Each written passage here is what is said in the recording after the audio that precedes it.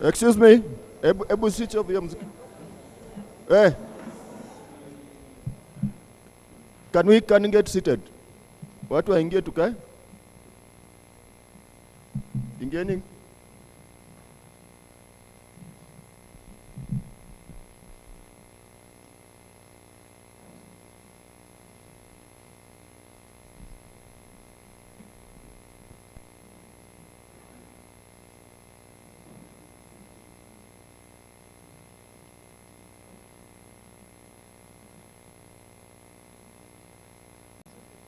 Moja wa mahakimu katika koti ya Makadara, court number 3. Wageni wetu kutoka Supreme Court na koti nyinginezo, karibuni Makadara, karibuni Eastlands.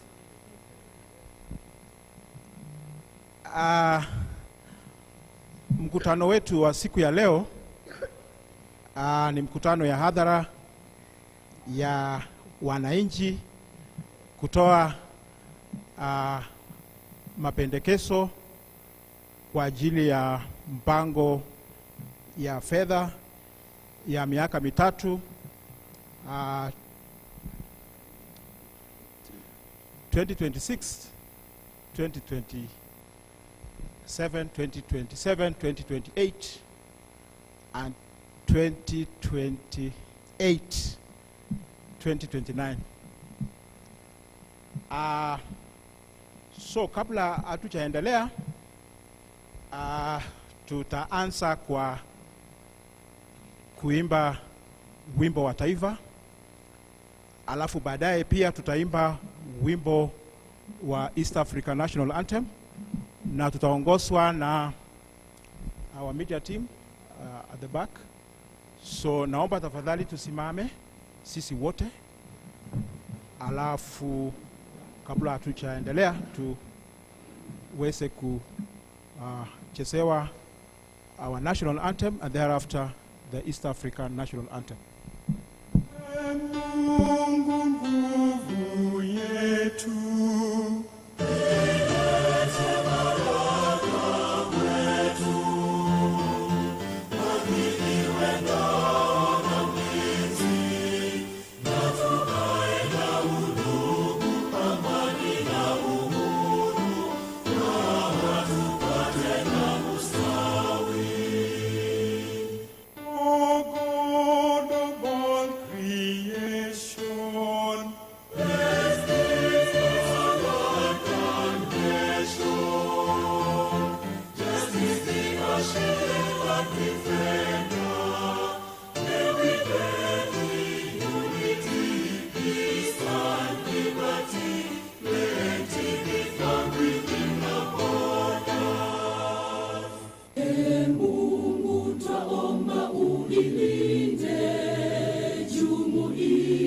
Afrika Mashariki, tuwezeshe kuishi kwa amani, tutimize na malengo yetu.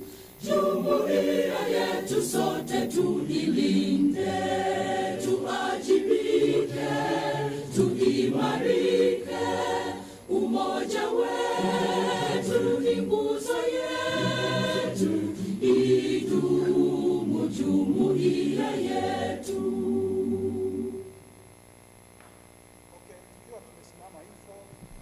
Tutaongozwa na maombi, na mwenye atatuongoza kwa maombi ni one of our officers at Makadara Law Courts, who is actually our accountant, Ms. Susan Macharia.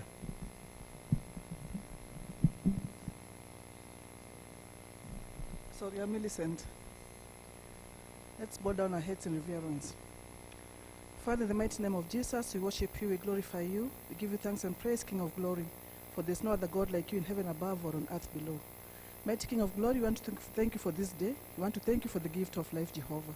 Father, Lord God, it's not by our might, dear Father, that we are here, dear Lord, but it's because of the plans that you have for us, dear Father, and all that you have for us is for our own good. Jehovah, even as we start our deliberations this day, dear Lord, we pray that, Lord God, may you go ahead of us, Father. Give us wisdom, dear Lord. Open up our minds, dear Father, that whatever we are going to do this day, dear Father, shall be to the glory and honor of your name. When the day ends, dear Father, we shall be careful to give you thanks and praise. For this, our humble prayer in the mighty name of Jesus Christ, our Lord and Master. Thank you so much, Madam. I want to clarify that that was not Susan. That was actually our children officer here at Mekadara Law Courts. Nilipotangulia kusema karibuni sana wageni wetu. Welcome, Honorable CRJ and your entourage from Supreme Court. Welcome, Director of Finance. All protocols observed.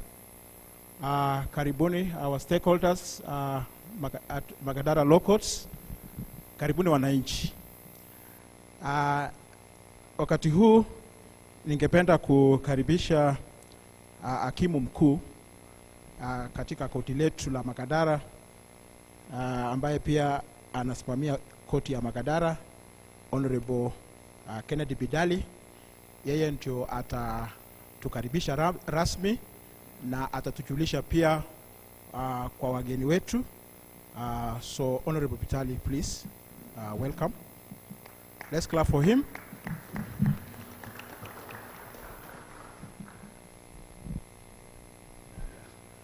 Thank you so much, Honorable Rotich, Chief Registrar, Deputy Chief Registrar, Registrars present, Directors present. I can see employees from headquarters, members of the bar, court users present, litigants and public. Good morning to all of you. Today, I think Honorable Rotich asked me to introduce all of you. I don't know whether, given the time, sorry, allow me also to recognize my supervisor, Honorable RMC, Karibu. Yeah, I don't know whether we would, I'm aware of the CRJ's tight schedule, and I would propose to go straight to some few remarks that we have, and probably skip the introductory bit, because I think for those of us internally, we know each other, and I think the rest will be able to interact in the course of the day. So for me today, it gives me a great pleasure to welcome all of you today for this very important function. It's public participation for the budget presentation for the financial year 2026, 2027, 2028, 2029. So, and today's forum is an accountability mechanism. It's provided for in the Constitution, Article 201, that requires finances be managed with openness, accountability, public participation, and prudence and equity in allocation of resources. This process, of course, is also anchored in the Public Finance Management Act, and which mandates the budget process and the resource utilization reports and performance reviews be subjected to meaningful public participation. So we chose this venue deliberately. We thought that we would be at the heart of the area where we could actually attract the most public participation because of the high population density in this area. It would be remiss if I also didn't take this opportunity to thank the Honorable Chief Registrar, specifically for the deliberate steps taken to operationalize our satellite courts, Mihango and the others that are supposed to serve the area. Recently, we saw the advertisements in media for contracts to be given out so that those courts can be complete. At Mekadara, we are handling a caseload of approximately 22,000 cases per year, newly registered, in addition to the backlog. And of course, we expect that those courts will ease the burden on Mekadara. Of course, we expect that the completion of those courts will mark a major milestone in enhancing access to justice in this region. And once operational, the satellite courts will significantly ease the immense pressure currently placed on Makadara Court, which continues to operate under severe space limitation. We have no proper infrastructure or room to expand our structures at Makadara Court. So we deeply appreciate, Honorable CRJ, the leadership, the foresight, and the commitment that you have provided in improving the judicial infrastructure for the benefit of court users and the public at large. This afternoon, the Directorate of Finance of both the Judiciary and the JSC will present proposed budgets for the upcoming financial year for the medium period, and this presentation will outline the strategic priority areas where resources are required to strengthen access to justice and improve courts' infrastructure. I encourage all of you, members of public, court users, members of the bar, to actively participate, listen keenly to the presentation, and thereafter share your feedback, your concerns, tell us your areas of priority and recommendations. Your participation is invaluable and ensures that the budget process reflects the public needs and national values. So with those few remarks, I take this opportunity to perhaps ask Mr. Rapando, I think was that? Okay, I'm advised that I could actually just invite Honorable CRJ to give us her remarks this morning.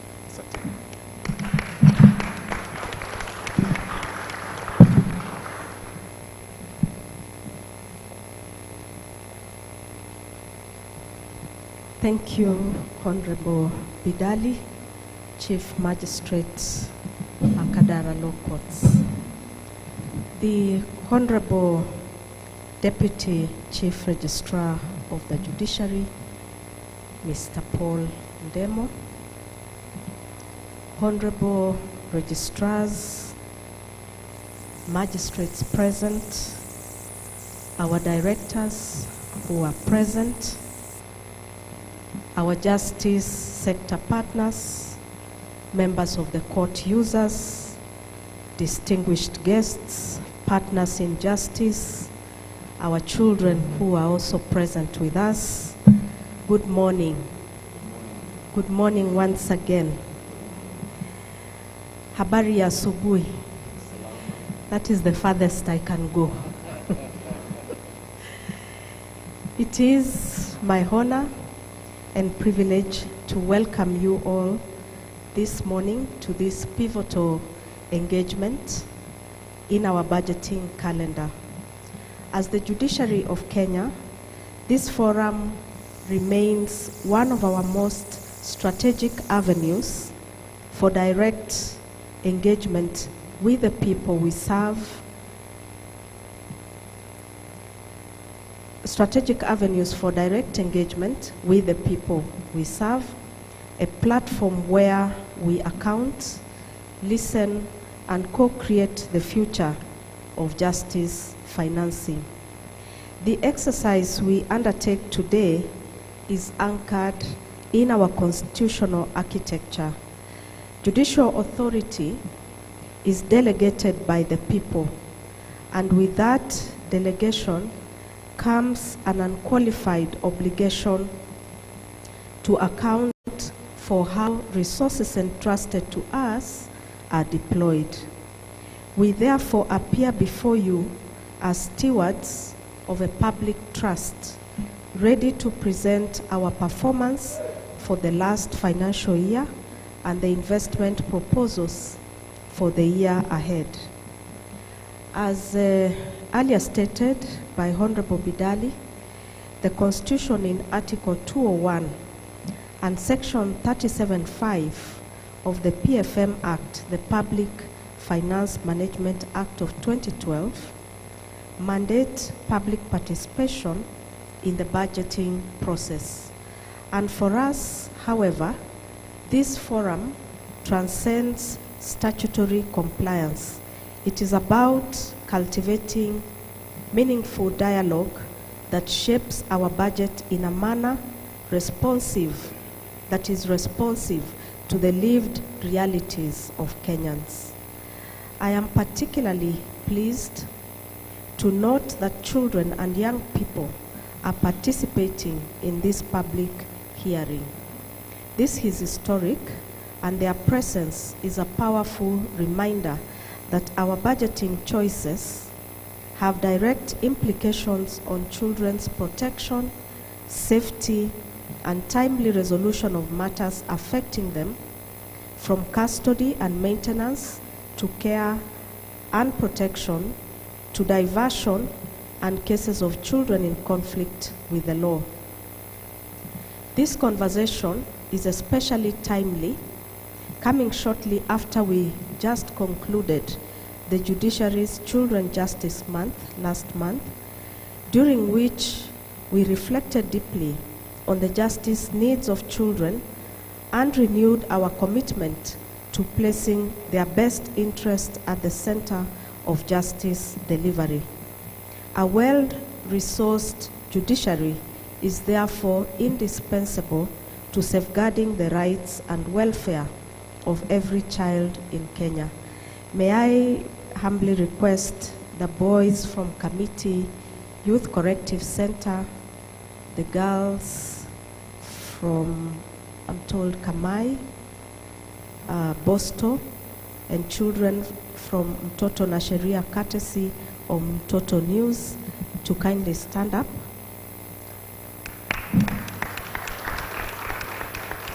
Thank you, thank you.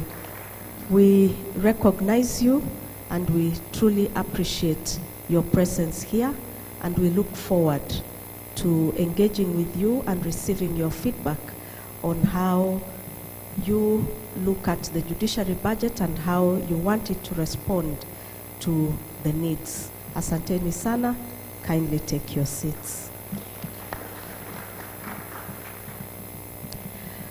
Holding this budget hearing here in Makadara is also very significant. Makadara Law Courts reflects the everyday realities our judges, judicial officers, staff, and court users experience, including the urgency of continuously strengthening security in our stations. I cannot overemphasize the importance of security in the administration of justice. Indeed, investing in security is investing in judicial independence. And protecting the vulnerable users who rely on the courts most. I want to appreciate the head of station at Makadara and the whole team that has been working tirelessly to see to it that we have enhanced security protocols at Makadara. However, we are equally aware that more needs to be done, and we are committed to replicating these enhanced standards across the court stations countrywide. Makadara also exemplifies another critical need for decongestion. The intensity and diversity of matters handled here demand a bold investment in infrastructure and human capital. And that is why we have prioritized the completion of the new court facilities at Kasarani, Mihango, and Huruma, which will significantly ease pressure on Makadara, just as the completion of Dagoretti played a decisive role in decongesting Kibera law courts. This decentralization strategy is essential for Nairobi and will guide access to justice expansion across Kenya.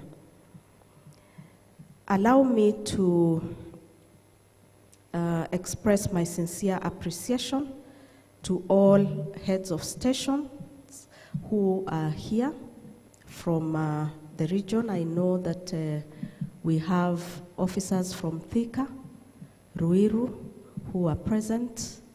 Mr. You can stand up. Nyagaya, Wanyanga, sorry, and Arome, Kome. Sawa. Karibuni sana. We can appreciate them.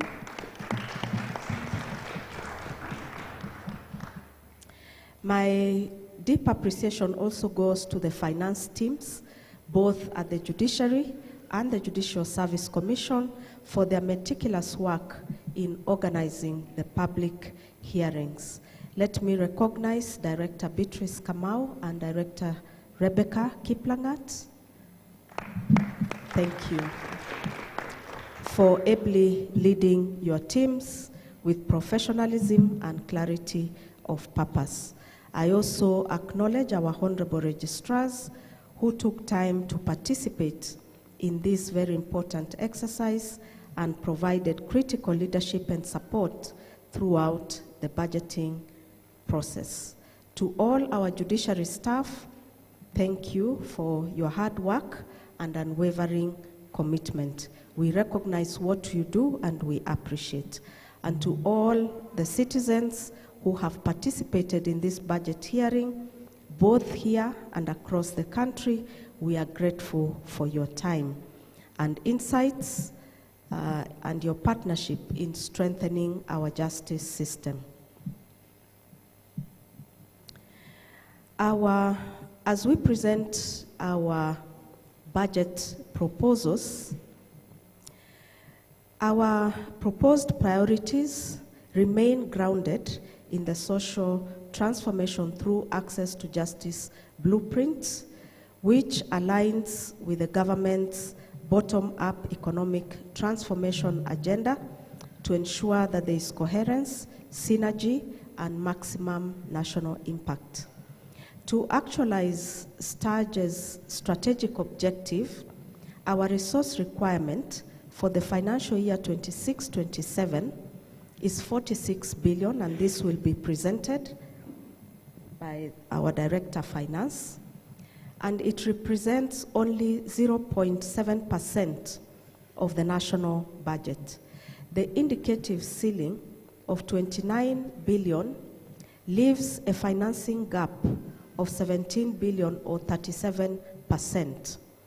This gap significantly limits our ability to expand courts, deploy judges and magistrates, and automate systems, strengthen our security frameworks, and handle specialized matters, including children cases that require speed, sensitivity, and adequate staffing.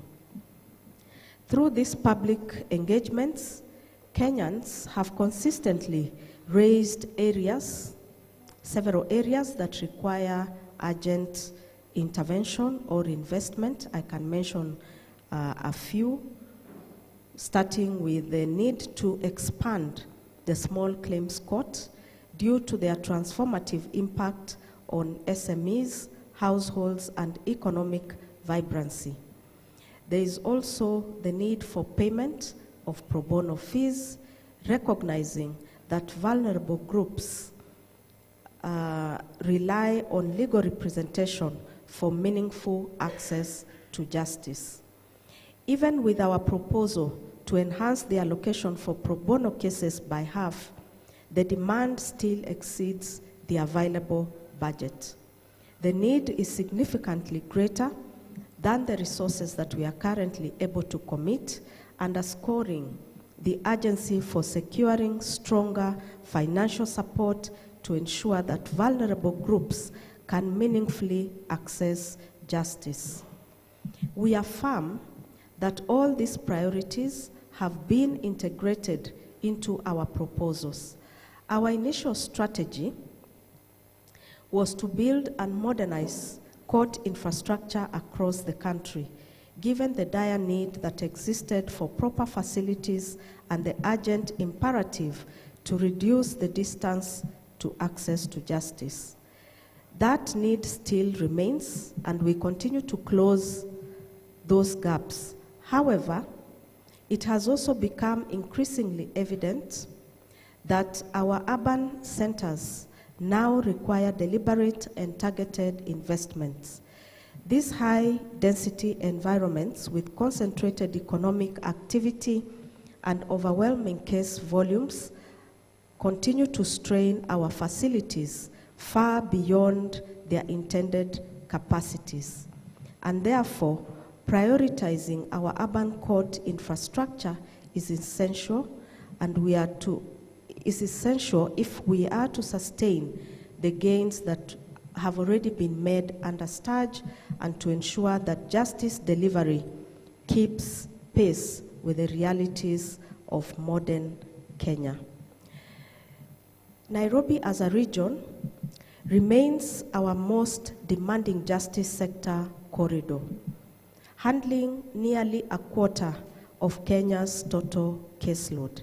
With a resident population of about 5.4 million and an additional 2.5 million daily commuters into the city or this region, the pressures on our courts are unprecedented.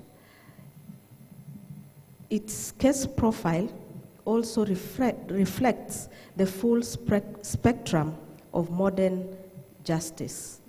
We are only highlighting Nairobi because it illustrates the clearest way the wider realities that are across Kenya, where our population growth is high and our economic activities continue to increase, and we have public demand for justice surging, which therefore means that our infrastructure and human resource capabilities require a lot of investment. And that is why enhanced funding for the financial year 26-27 is essential. As I've mentioned already, we want to complete the 3 courts in Nairobi, Kasarani, Mihango, and Huruma. We want to strengthen our specialized courts, such as the gender justice courts, the small claims and anti-corruption courts, including commercial and the tax division, among others. We also want to scale automation through e-filing, CTS, and digitized registries, including enhancing security protocols nationwide. As I mentioned these priorities, I want to say that these investments are not discretionary.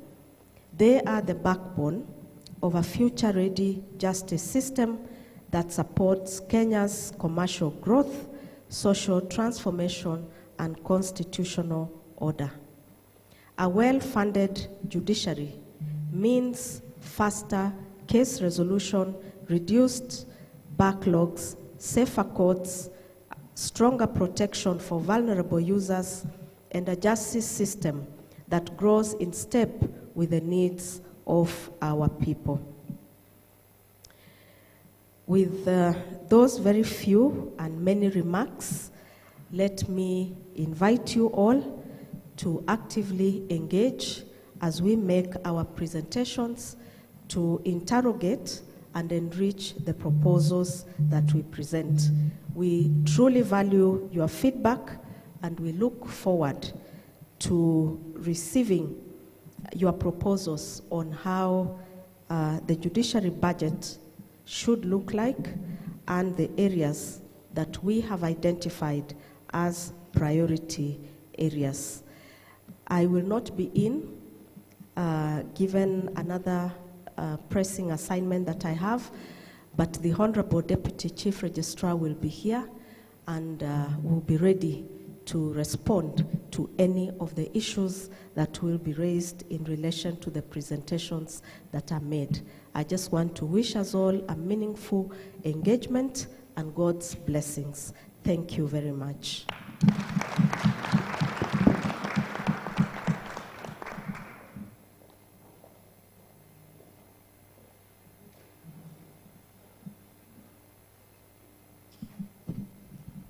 Thank you, Honorable CRJ. Can we give her another applause?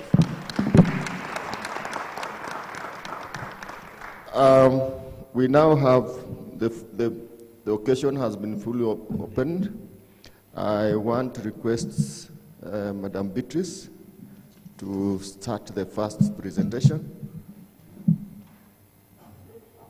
The Director of Finance for Judiciary.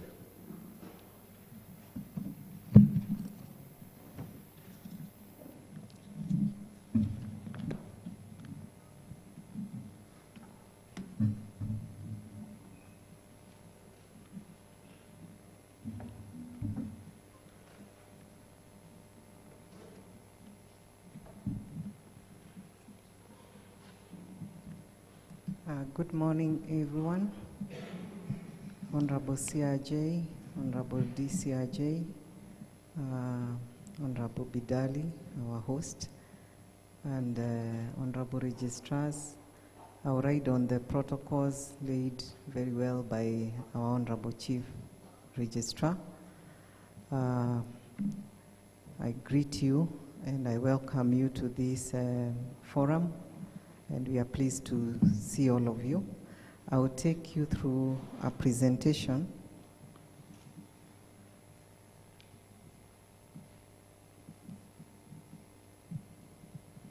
I'm waiting for the technology.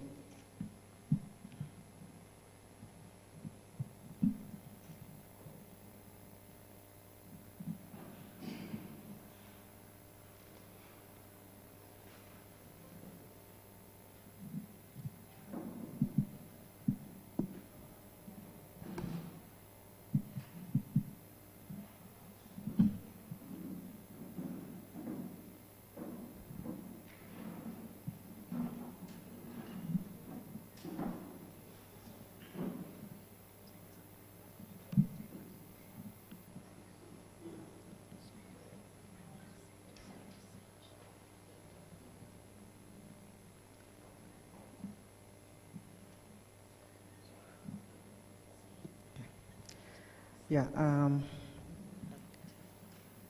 I'll take you through the presentation. We'll be looking at our performance for the year that has ended, that is 24-25. We will look at both the financial performance and the non-financial achievements. We'll then look at how well we implemented the feedback we got from the previous public hearings.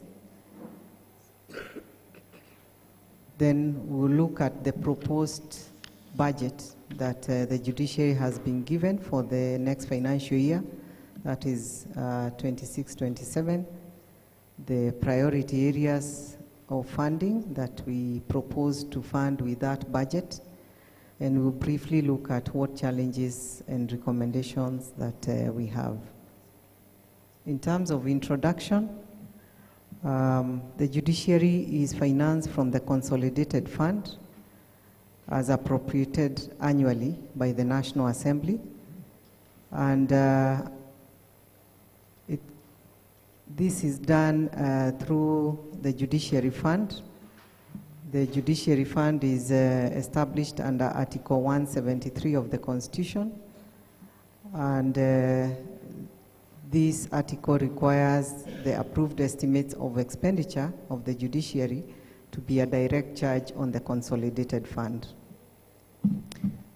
The budget for the judiciary follows the national budget process, and this process for the judiciary is anchored under Article 173(3) of the Constitution, which requires that each financial year, the Chief Registrar of the Judiciary prepares estimates of expenditure for the following financial year and submits them to the National Assembly by the 30th of April.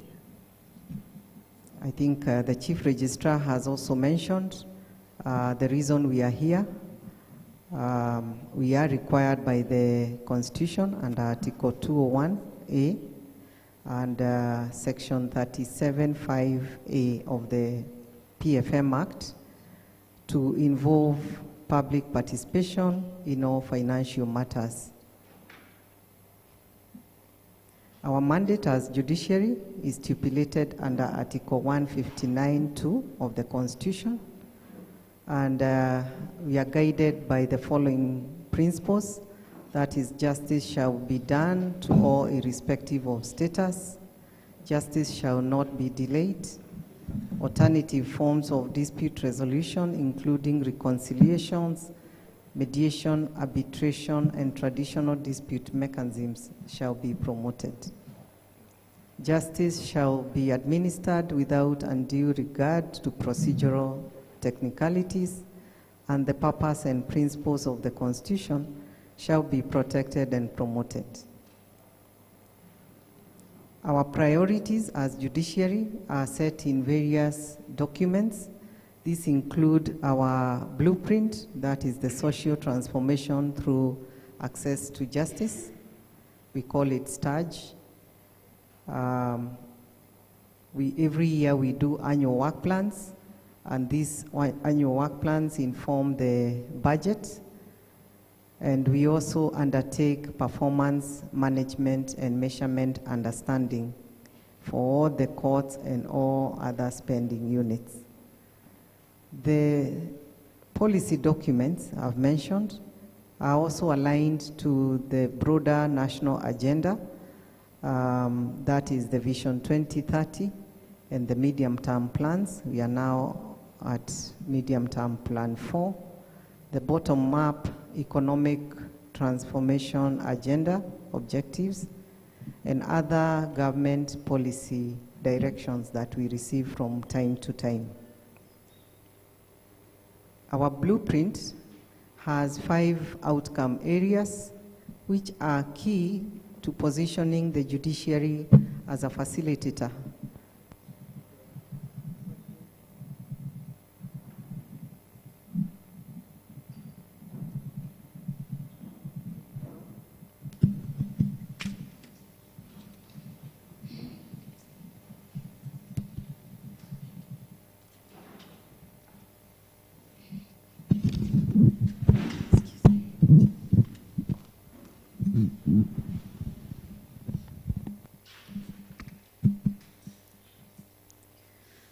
Yes, the 5 outcome areas include a strong institution that is independent, accessible, efficient, and protects the rights of all, especially the vulnerable. An inspired team of judges, judicial officers, and the judiciary staff committed to excellence in the delivery of justice. Strengthen financial mechanisms that support the independence and integrity of the judiciary. Deepened partnerships that enhance coordination in the administration of justice. Enhance public trust and confidence in the judicial system. Further, the STARJ is anchored on 5 principles. These include accessibility and efficiency, transparency and accountability, inclusiveness and shared leadership, cooperative dialogue, and social justice. I'll now turn to our achievements for the last financial year. In terms of the judiciary budget, in the last 3 years, we moved from 21.13 billion, that is from 2022-2023, to 22.42 billion. That represented a growth of 6%. And in the year 24-25, we got 22.78 billion. That represented a growth of 1.6%. How did we utilize these finances? You notice that we have a gradual increase in terms of our absorption, moving from 95% in 2022-23 to 96% in 2023-24, and last year we achieved 98% in terms of our absorption of the budget. That is for the overall absorption. For development, for recurrent, we have moved from 97% to 98% and to 99%, while for development, we have moved from 78%, 66%, and again back to 78%. I'll give you some major highlights on other non-financial achievements. And we will start with access to justice, where in the last financial year, the focus here is for the last financial year, we had a case clearance rate of 104%.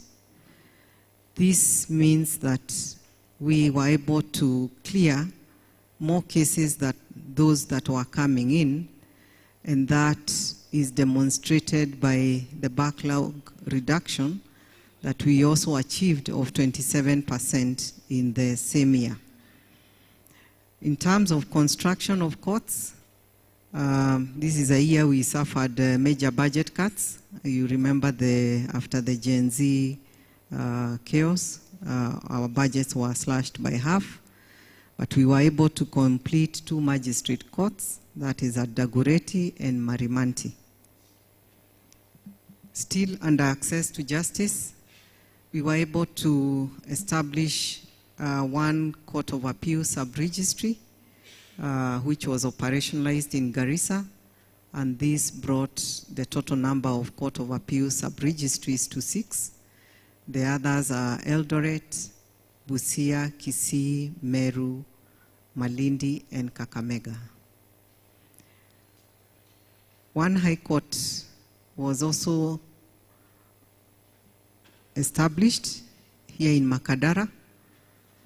The Civil Appellate Division in Milimani, Law Courts, and a sub-registry at Wajir were also operationalized. 1 Employment and Labor Relation Court sub-registry was operationalized in Voi, and 1 Environment and Labor Court Appeals Division in Milimani Law Courts, and 2 new sub-registries were operationalized in Bomet and Wajir, and these brought to the number of sub-registries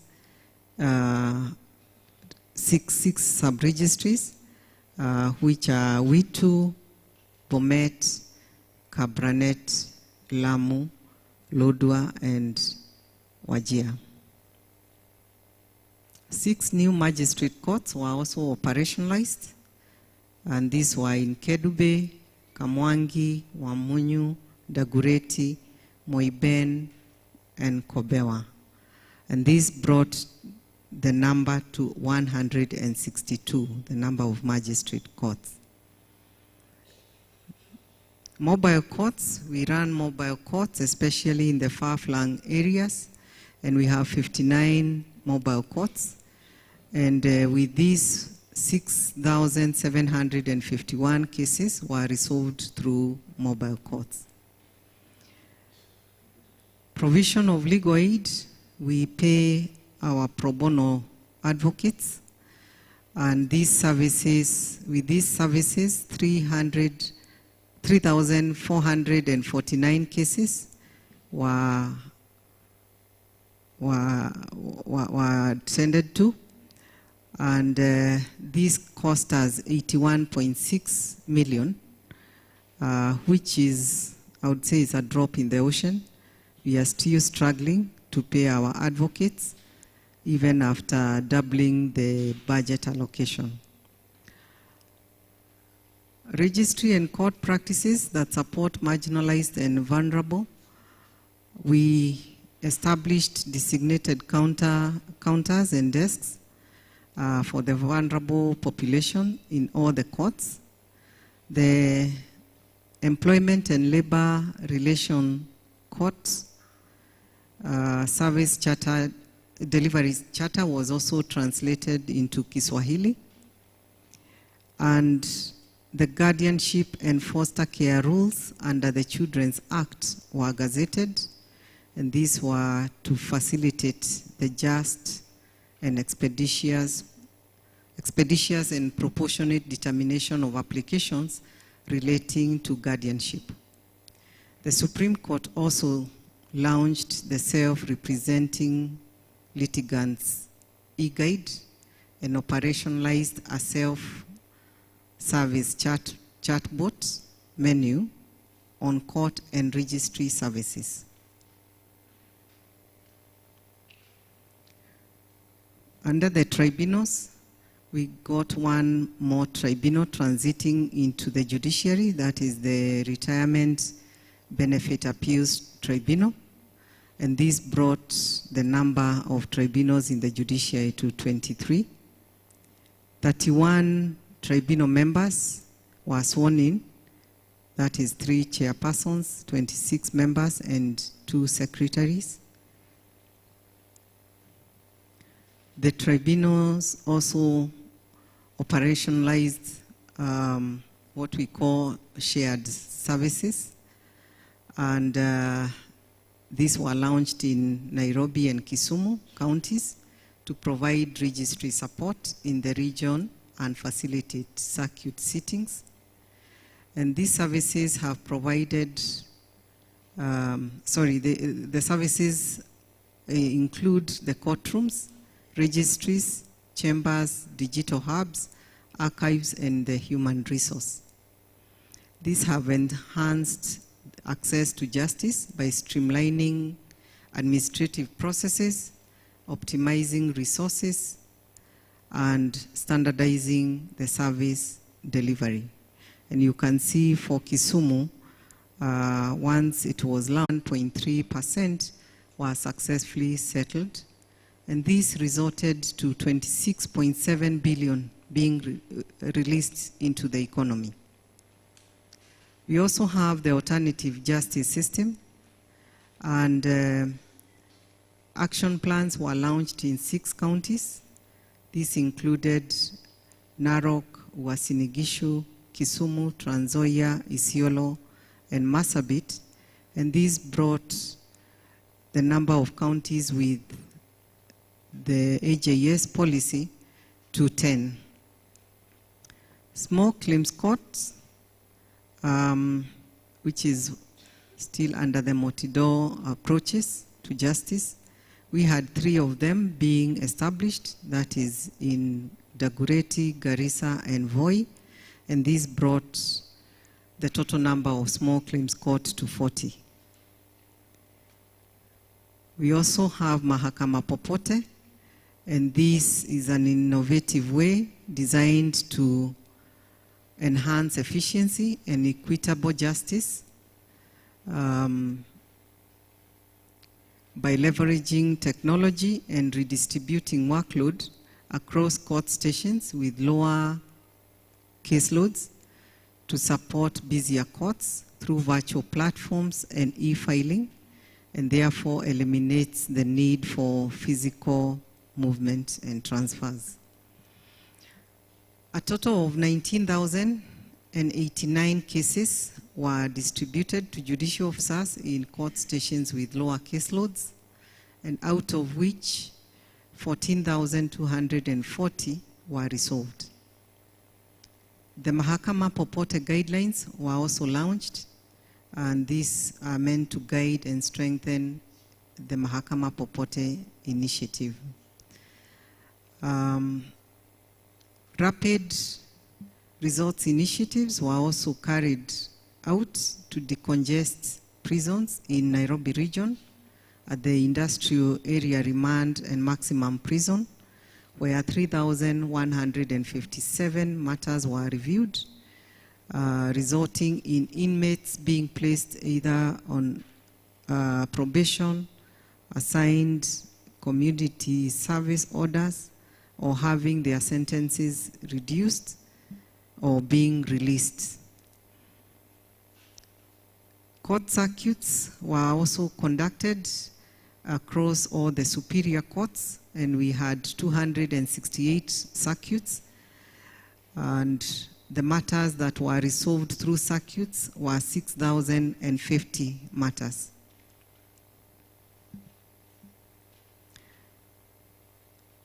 We also carried service weeks, and you can see the tax appeals. Service weeks were carried by all the courts and the tribunals, and the superior courts and tribunals, and tax appeals tribunal alone concluded 197 cases through service weeks, and this released 17.6 billion to the economy. Turning to technology as an enabler to justice, we have our very own system that has been developed and continues to be developed. That is the Judiciary Enterprise Resource Planning System. We call it Jumuika, and this has resulted into organizational efficiency by optimizing resource utilization and reduction of paperwork. We also had the mobile app for e-filing launched, and this app can be accessed on all mobile devices, and it makes it easier for the public to access justice, to access judicial services anytime and anywhere you are. It's also integrated with our case tracking system and our e-filing, and therefore it provides the users with key services and information without the need to log in. Still under technology, the judiciary partnered with the Communication Authority of Kenya and successfully installed the local area network infrastructure in 42 court stations across the country. Additionally, we also partnered with ICT Authority, and 51 sites were activated under the National Optic Fiber Backbone Infrastructure, that is the NOFB, where a total number of those courts that are connected to internet are now 177. We have also embraced the Mahakama Digital Program, and this has laid a foundation for smarter, paperless, and people-centered justice system.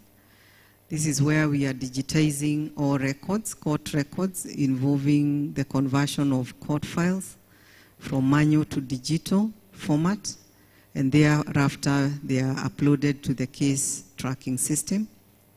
And in the year 24-25, a total of 322,295 out of the targeted 611,580 case files were digitized across 128 stations. That is just about 53%.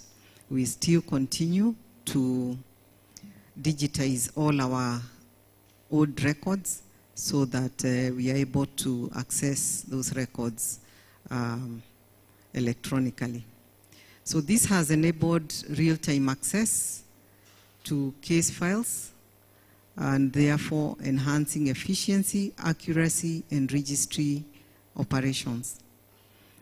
Further, 15,249 administrative records were digitized through the Mahakama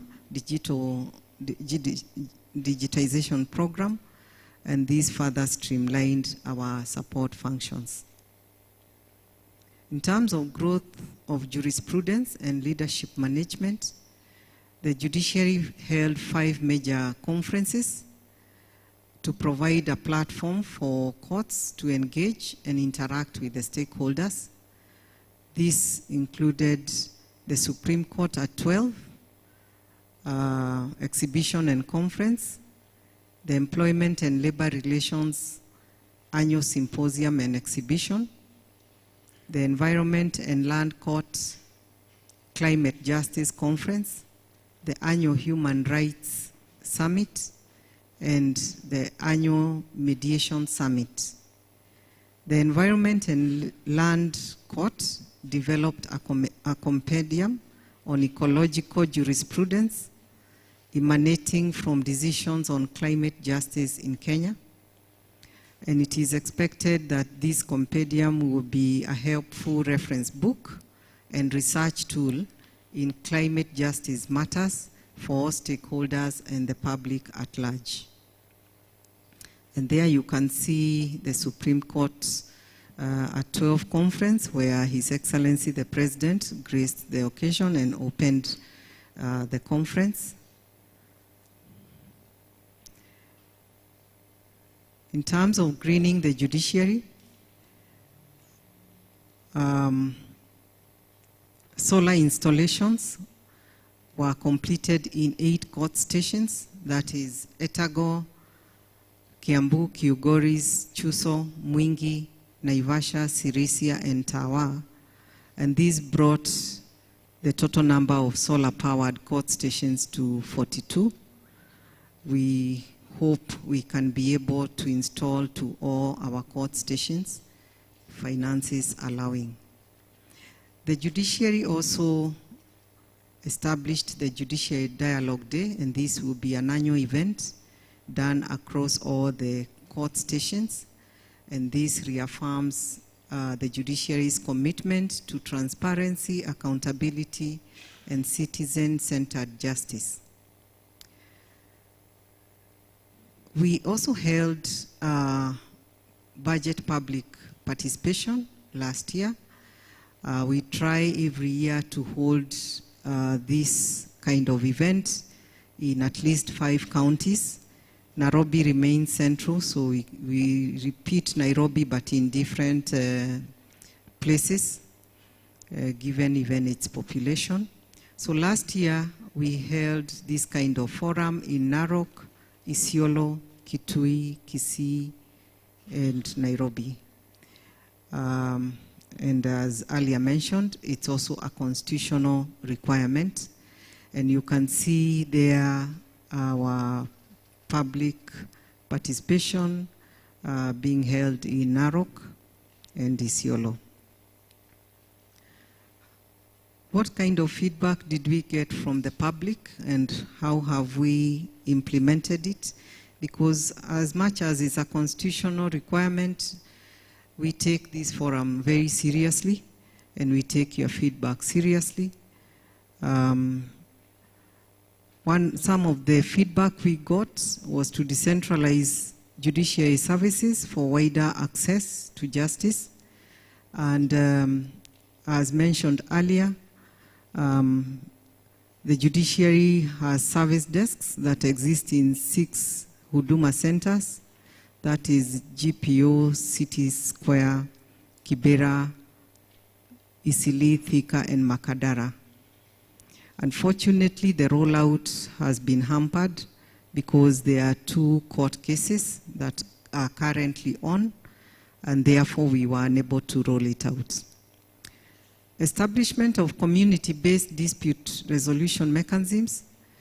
I mentioned that 6 action plans were launched for the alternative justice system in 6 counties, and now we have 10.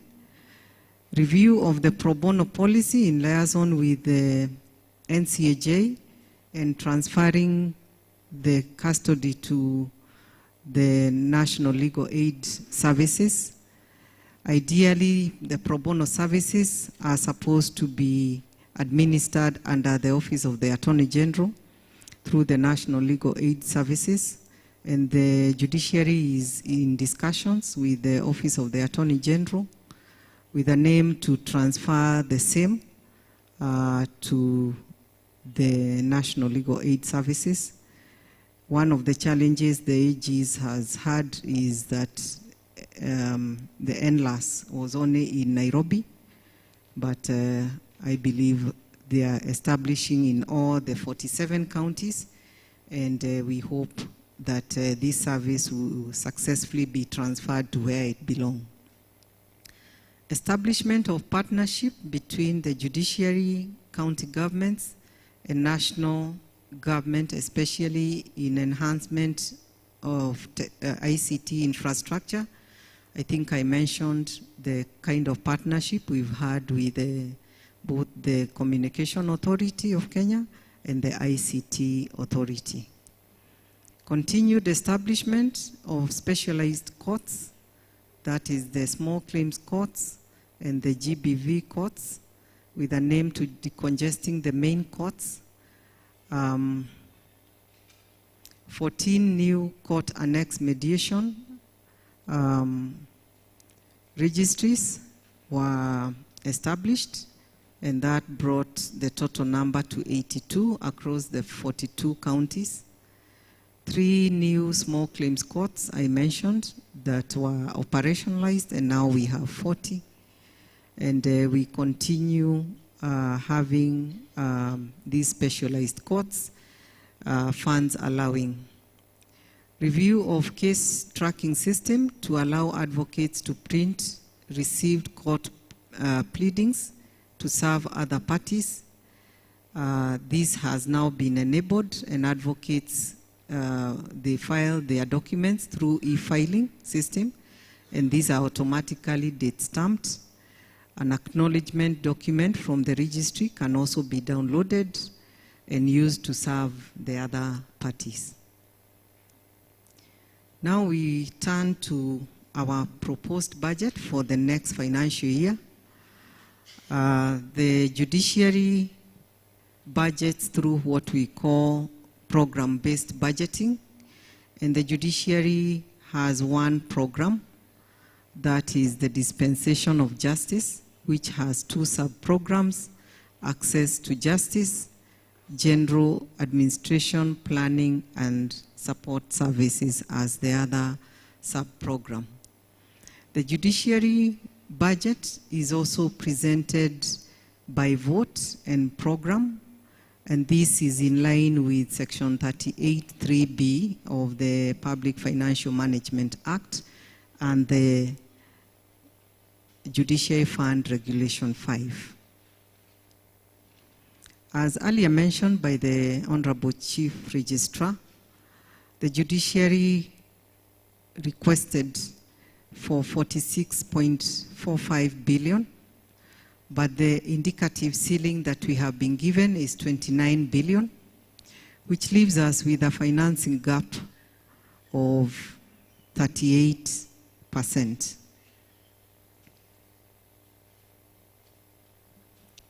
How do we address this financing gap? We will continue engaging other development partners and also engaging the National Assembly and the National Treasury to see if we can get a bit more.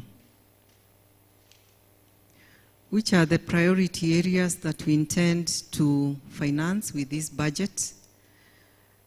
The first one is towards case clearance and reduction of backlog, expansion of access to justice pathways, preparation on handling disputes for nominations and the general elections in 2027.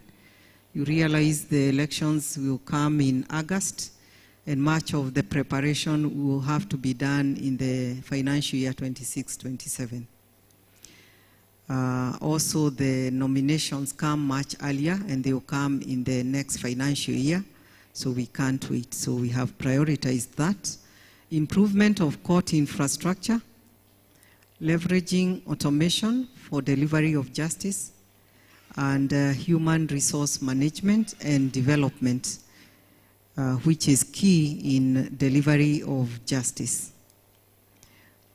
What are some of our challenges? I think the major one, and as I presented, it was coming out, is that we have inadequate funding, and we continue receiving much less than we request for. And this was also highlighted by the Chief Registrar. And this has affected staffing, court infrastructure, both the buildings and ICT, operationalization of small claims courts, and the rollout. And it also limits public awareness programs that would increase uptake of the alternative justice system and ADR. In terms of technology, Judiciary is doing very well. However, we face some challenges in terms of limited compatibility and integration of information systems across the justice sector actors, and this sometimes impedes coordinated case management and timely exchange of information, and therefore undermines the expeditious delivery of justice. Security threats, I think Makadara, and I don't think we have healed, and it will take us long, where we lost one of our judicial officer. So the judiciary continues to be threatened. We continue to have security threats both on our infrastructure and our personnel. Even those who are doing mobile courts, they have been attacked physically. And our buildings really are not safe. They are also insufficient. Sometimes we are forced by circumstances to have makeshift structures, and that continues to cause threats. So what are we recommending? The first, as I said, is to advocate for increased resource allocation through engagements with other financial partners to bridge that financing gap. We will continue strengthening ICT integration and interagency collaboration, accelerate development of compatible ICT systems and frameworks across the justice sector, engage key agencies such as ODPP, Prisons, National Police Service to ensure full integration and seamless information flow as envisioned in the justice sector digitization strategy. On infrastructure, we will strengthen collaboration with the national and county security agencies to ensure coordinated, proactive protection of judiciary infrastructure as well as personnel. And in addition, we hope that we can continue bettering our court infrastructure and installing surveillance systems so that we improve on security. I wish to stop here and thank you very much for your attention. We will have a plenary session after my colleague from the Judicial Service Commission presents, and therefore I welcome her to do her presentation, then we can do one plenary. Thank you very much.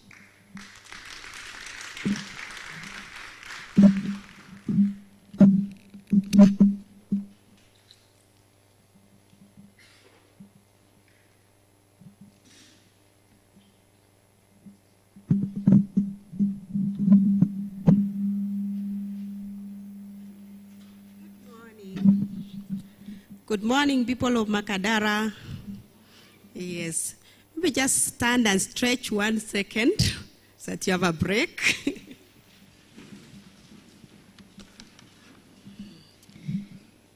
Yeah, freestyle stretching. Ile a freestyle too. Yes.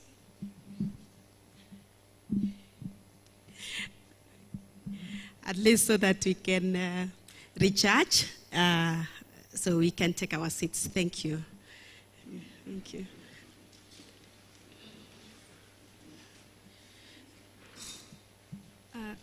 So, Honorable DCRJ, registrars present, my colleague directors who are present here, the judicial officers present today, the members of the public from different, sectors of this economy of the country, and all the public, our citizens that we have. Good morning. Yes, we'll just have a short. We'll have a short presentation from Judicial Service Commission in terms of just in the same organization in terms of the outline of what my colleague, Director Beatrice, as already presented. So we'll just have the same thing so that we are discussing on the issues of our budget for specifically for the 2026-2027. But you know, government budget is always done in 3 years. So we have to review what did we do in the last 3 years. Then we also look at the proposed budget that the government is giving us for the next 3 years. Then we'll be able to look at some of the challenges which are cross-cutting with what Judiciary has already presented. And then we will conclude our today's presentation before we get the feedback from our esteemed participants over here. So we, as a commission, the budgeting process is linked to Article 201, which has really been talked about by the Honorable CRJ, when our Director Beatrice. So we are all linked. The Constitution at least requires us as government institutions to ensure that we have a way of being accountable to the public. Because remember, at the end of it all, whatever we use as the institution is the money spent from the taxes. So that money that each and every one of us is contributing is what is shared to the institution, and at the end of it all, that is what defines the services that are actually offered to you, wherever we are. So, JSC, let me just do a bit introduction of Judicial Service Commission for maybe, because I know most of you interact with Judiciary on a daily basis, but you may not be interacting directly with JSC. So the commission is established under that Article 171 of the Constitution, and our work mainly, which was given by the people of Kenya, is to promote and facilitate the independence and the accountability of the judiciary, and also to ensure there is efficient, effective, and transparent administration of justice. So whatever kind of justice that is offered, so at the end of it all, we have a role as the commission to ensure that the same is done well. And we'll be able to see that role. How do we do that? So one is recommending to the president the persons for appointment as judges. So every judge in judiciary, every judge in Kenya is recruited by the Judicial Service Commission. Then we also review and make recommendation on the condition of service. That means anything to do with the judicial officers, judges, and staff of the judiciary in terms of what do they need so that they can work, whether specifically for judicial officers, for the staff, we do even up to the salary, but judges and judicial officers are set by SRC as given in the Constitution. We also appoint registrars, magistrates, and every judicial officers, including the tribunals. You see, the members of the tribunals that are able to resolve issues within the tribunals, and of course the staff of the judiciary. So we appoint them, and then also if there's any complaint or any disciplinary, it also comes to the commission at that point.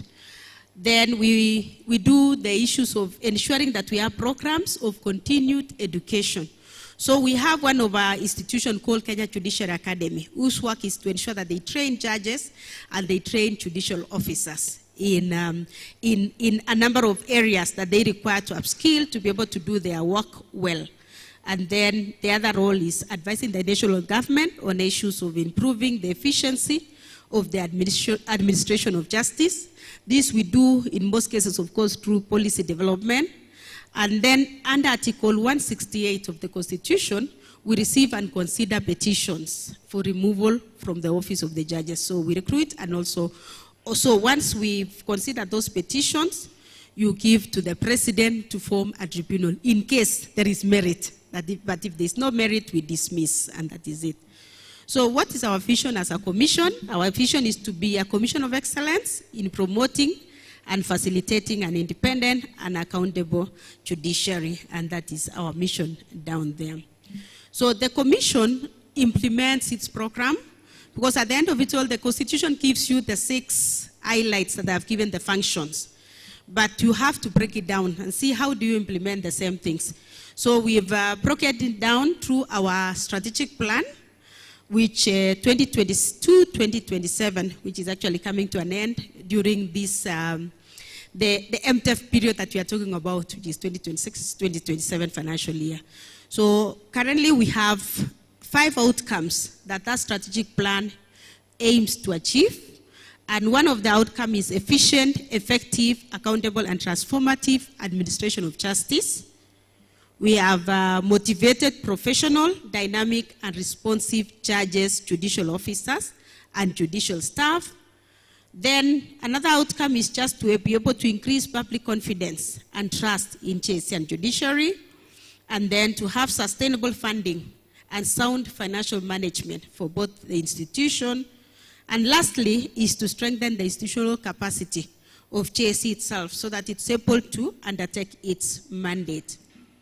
So we have, you've heard that the government prepares its budget using something called program-based budget. I believe for our students, they are learning a number of things.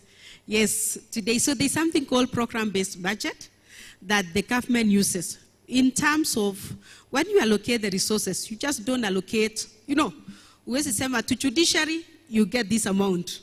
JSC, get this amount. What they do is that you make sure in judiciary, what are these programs? Ni nini unahitaji kufanya? Then they are able now to be able to allocate funds as per those programs. So at the end of it all, you'll be asked, what did you achieve in those programs? So kuna kitu inaitwa output. Unajuanga ukiweka kitu pahali, lazima itokeze in a process. So output, what is this output that has come out? So those are the accountability in terms of what achievements have you done as an institution. So this is the program-based budget, and in JSC we have only one program, which we call it judicial oversight. Because remember, which is linked to our role of ensuring that we have an efficient and effective judiciary. Then we have something called as a program, which is just a breakdown of the same program into a simpler point.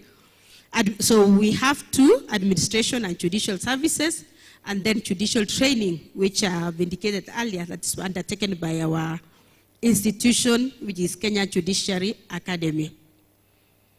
So as an institution, we are accountable to the public. And one of the ways, of course, of being accountable to the public is making sure that our budget is open. We come and show you this is the money that we were given, this is how we've spent, this is what we will be given in the next financial year, and this is how we plan to spend. So that's how our budget is in terms of, so that is accountability to the public. So that at the end of it all, as the public, how much did this institution get and what did they do? You're able even to come and audit at the end of the period. When we meet next year, you can be able to ask. So that is one of the ways. Another way is to ensure we do reporting. You've done these issues. At the end of, that is one of the accountability. Reporting in terms of financial statements. Prepare what you've spent, then you have an auditor who audits and looks at them and ensures that it is you've spent it well. And in that case, you'll find that those reports are found in our website. You'll get in the judiciary website, you'll also get in JSC website, the financial statements where you can be able to get those reports. Then we also hold public and stakeholder engagements, especially when we are doing our policies. We have a number of, we meet a number of public institutions, people who engage with our policies so that whatever we are preparing is also, we've also got participation from others. Then we have open and transparent recruitment process. Currently we are, today actually we have started the interviews for resident magistrates so that we can be able to increase the number of magistrates that we give in the courts. And we advertise, we make sure we publish in newspapers so that people know that those ones are, these interviews are ongoing and they are able to, in case of anything, if you look at our website, you'll see all the list of the officers who have been shortlisted. And if you have anything against them, it's always important, either compliment or a complaint. The same thing for judges. For judges specifically, actually, we live stream. So for the judges for this year, we'll start our recruitment in January, from 12th of January next year. So we'll be doing recruiting for judges of Court of Appeal, judges of High Court, and also of equal status in issues of land and environment court. So all those, during those recruitments, we really get a lot of information from the public, which helps us as we interview and to get the right people who will be able to serve the Mwananchi out there. We also do an annual report every financial year to ensure just an annual report which we present to the President and to Parliament in terms of what we have achieved as an institution. So the way my colleague has said, Beatrice, the issues of when we come for these public hearings, we ensure that at the end of it all, we summarize what we get from the feedback we get, and as much as possible, what we are able to input in our budget, we input. Anything that we are able to improve our systems, we improve our systems on the same. So in the last financial year, there were a number of things on issues of handling of petitions, which are before JSC, complaints and petitions. How do we make sure that we fast track? So in that case, how has the Commission responded to that? We ensure that we put up in place a committee to facilitate the review, the petitions and complaints. We've also ensured that we improved our system a bit so that we can be communicating to the public. Anytime anyone complains, we communicate. We still have a gap there in terms of getting more getting a system that really can be able to be very much more faster, and that was what we are praying, that if we get funds next financial year, we can improve our complaints management system. We are also developing regulations that will guide the process so that everyone also is able to be aware of how we do the same. There was also some issues raised on issues of case backlog in the judiciary. So apart from what judiciary addressing, what we have said is that we have commenced recruiting, because it's also affected by the staff that you have, the judges, the judicial officers that you have.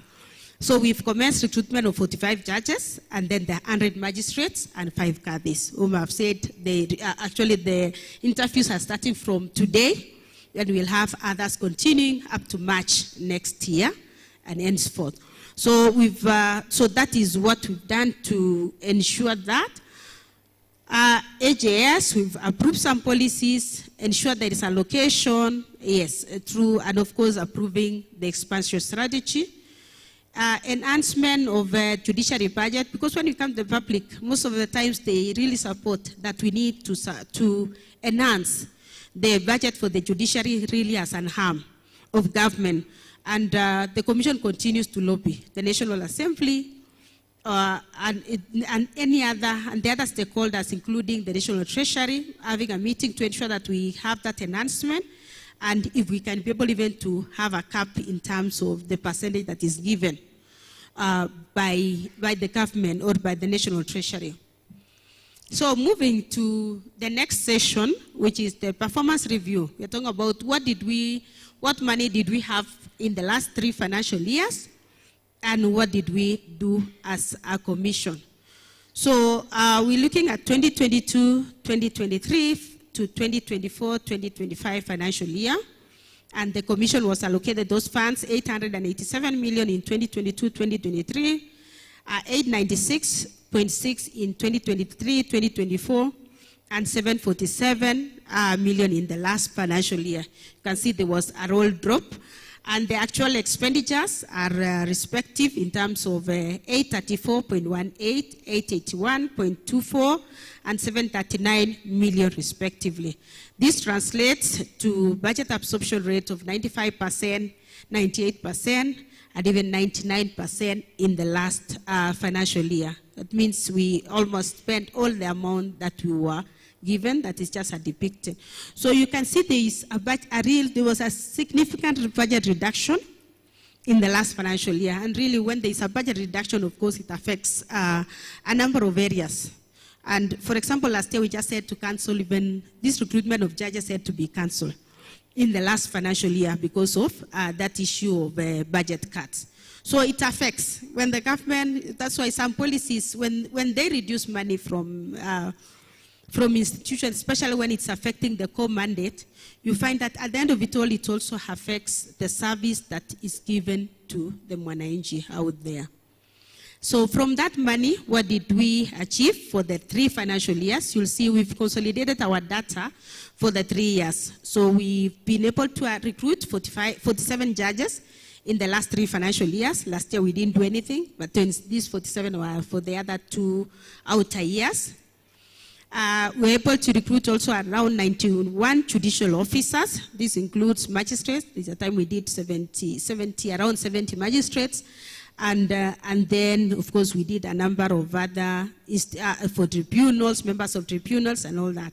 Also, during the period, we recruited 1,024 administrative staff. All this impact of comprehensive recruitment is actually to help us to have accessible, efficient justice, and of course, at the end of it all, to ensure that the institution works beyond, is able to undertake what is required of them by the mwananchi out there. So the next one was what we do. Remember, one of our functions is the issues of ensuring terms and condition of service. So for talent retention and issues of promotions, between those 3 financial years, we had 185 judicial officers and 2,427 staff who were promoted to the next rank. The Commission also approved career progression guidelines that facilitated promotion, actually, of judicial staff. Most of them were stagnated for more than even 10 years. So this helps to improve employee satisfaction and, of course, support also succession planning of the institution. The other achievement as a commission is under the petitions and complaints management. You've heard that we receive complaints, whether for judges, whether against disciplinary issues, against judicial staff and the others.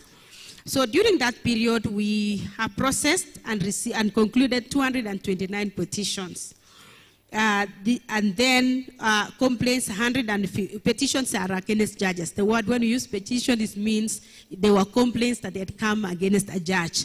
Then complaints are against judicial officers or staff in this case. So we had 115 during the same period of time. Then the Commission also developed a number of policies. We developed around 24 policies. Most of these policies are just to enable to facilitate efficiency in terms of a number of institutions. So these policies are done by Judiciary Management, reviewed by the Commission and approved by the Commission. So that some are done by Judiciary, some are done by the Judicial Service Commission. All these are just aimed at streamlining things, streamlining different areas. There are some which were for ICT, some from, of course, for the case itself in terms of some for training and all that, so that they align, at the end of it all, aligning just the issues of efficiency. Then we had 33 specialized training programs, which were undertaken by our academy to the judges and judicial officers. So all these contribute to competent, transparent, and of course an agile institution. Then some of the things also, another addition from the Commission was the legislation initiatives. There is a Kenya Judiciary Academy bill that is just to help to be able to make the academy be more vibrant, to be independent. They can be able even to source their funds and all that, so that they can undertake their function much more better. So the bill is currently at the National Assembly level. So it has gone, I think it has gone through the first reading or amendment. So it's already ongoing. There is also the Judges Retirement Bill, which is currently also at the National Assembly. So these are some of the bills that already are ongoing in terms of to ensure that there is that judicial independence, efficiency, and of course aligning with some of the international standards, especially for the academy, so that now we can be able to reach, because there are so many people that come to the academy from the region, from the African region, East African region, and they undertake a number of courses. So it's just to make them more agile in undertaking those. Then stakeholder engagement, we did around 32 public outreaches a commission in that within those 3 financial years. There's a time they went visiting the courts just to see how the functioning, get the concerns, and of course compliments, so that the individual to come up with policies.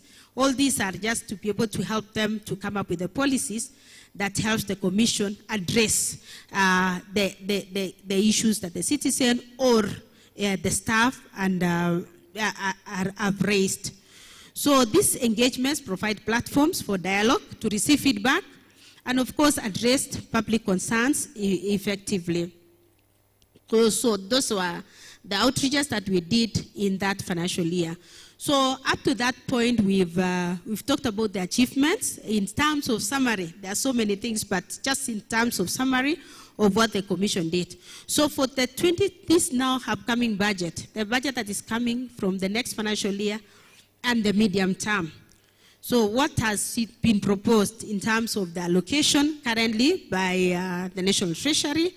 So we have a proposed allocation of 927 million. I'm trying to see whether, no, okay, the revised estimates allocation. Yes, so we had a requirement of 1.783 billion, but the proposed allocation is that 927 million for the 2 institutions. This will be able to help JSC and KJA to undertake the activities. So we still find that we have around 40% and of course issues of the budgetary cap because of the requirements that had been established and worked on. And this is just depicted on the same aspect in terms of the power of what we had last financial year, what we have in this financial year, and the cap of that. So this was an increase from the current 842 to 927. This is the proposed. We are yet to finalize. So still continuing with the process of, this is one of the processes as we continue. So for the funding that we are getting, what are the priority areas that the Commission will be concentrating on in the next 3 financial years? We'll continue with our function of recruiting judges, judicial officers, and staff to enhance administration of justice and, of course, to reduce the staffing caps and, of course, to ensure that there is efficiency in terms of and effectiveness in terms of service delivery in the various places. We'll also develop and review policies which are due for review, develop other policies to improve efficiency and effectiveness of the administration in the administration of justice. One of the other areas to enhance processing of complaints and disciplinary cases. And this is where we are saying actually we need to, our plan is to ensure that we have a good system, a complaints management system, so that we reduce our time that we take in that point. Then we'll continue to build capacity for the commissioners, the judges, the magistrates, the staff and JSC staff through continuous training, which include induction, continuous training on emerging issues. Because we are saying someone can say, why do you need to train judge who has gone, or judges or judicial officers who have gone through the whole things that they, in the school of law. But know that we operate in a very dynamic environment. Every day there are new things that are coming up in our country that is affecting the way we do things. So most of this training is just an upskill in terms of those areas. There are emerging technologies. For example, right now we are talking about so much of climate change and all that. So which means there will be some cases that will go to court dealing with that. There are a lot of AI, technology, and all this. That means the same thing, the judge or the judicial officers there will get those cases. So that's why we need those upskilling, the issues of money laundering, the economic crime. So it's upskilling on the areas that affect the current, the economy, and those cases that can easily come from the public out there. So that is the reason why that continued education program is very, very, very important for judges and also judicial officers. So we shall also continue to undertake stakeholder engagement, having public participation through these such forums, and every other, and of course have maybe court visit to ensure that we go to just to see what is going on the ground as an institution. I also said our strategic plan is coming to an end in the next financial year. So we will need to ensure that we prepare a new strategic plan which will guide the implementation of the mandate of the commission of that point during that period. Sorry. So challenges and the challenges that we have, yes, same challenge, funding constraints, then regulatory delays. For example, currently we said we are developing regulations, JSC petitions and complaint management regulations. It has been on for the last 3 years because we need to engage the stakeholders, so it's really taken a bit of time. So, and those are things, caps that we get. But at the end of it all, we need to find a way out. We also have infrastructure caps because we've talked about so much about this Kenya Judiciary Academy that does training, but they don't have even a building. They are on a list office, they don't have a place to do the training, so they have to hire places to do this training. So there is that need to ensure that we have that infrastructure. There's also public awareness issues of caps that we have. And this really plays out a big role when it comes to complaints and petitions that we receive as a commission. Because you find a good number of them are things that should have been sorted out in court. Because, you know, being in court, of course, is it's where someone will lose, another person will gain. So in most cases, when somebody loses, they find the issue place is to write a complaint to the commission that this judge or this judicial officer was corrupt and they don't have any proof or was not, didn't do their work well. So those are things that we need a lot of public awareness so that they can know what is supposed to go through appellate system. We have somebody can go for appeal and what is really supposed to come to the commission in terms of what is within the mandate of the commission. Then, of course, the other challenge is legislative delays. For example, we are saying like the tribunal bill has been there, it's been in parliament for a long time until even a year it's lapsed. So it needs a rather restarting afresh again. So what are our recommendations? Proposing that even the public here can assist us in terms of, I was telling people in Okala, what you need is this currently the process of public participation in the current budget for the whole government.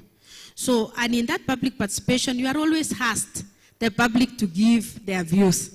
So we are requesting the public, apart from giving us here, also write something to Treasury in terms of allocation of funding to the Commission and to the Judiciary specifically on that case. So that at least there is a lot of voices in terms of what is required to improve the services there.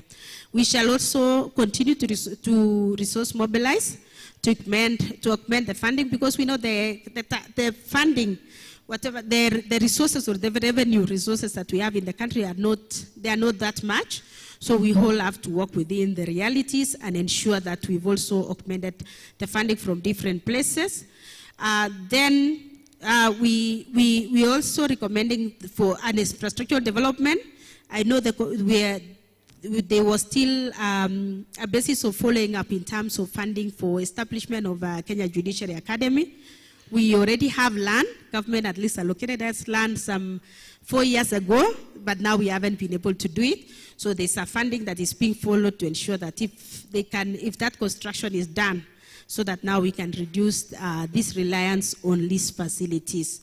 Then we request, of course, issues of increased funding for public education awareness so that the Commission can be able to go out and do a bit of sensitization to the public and awareness on the mandates and different areas that they need to know. And then automation, because so that we can be able to be in tune even with our own institution of judiciary, so that we are able to have a seamless way of working and, of course, enhance our efficiency as an institution. So with those many and few remarks, I want to end it there. And for our main report, you can scan. The report is in that, can be able to scan our summary of our report as a commission from that link that is being displayed. currently. Thank you so much for listening to me for that matter. And we welcome your feedback. Thanks.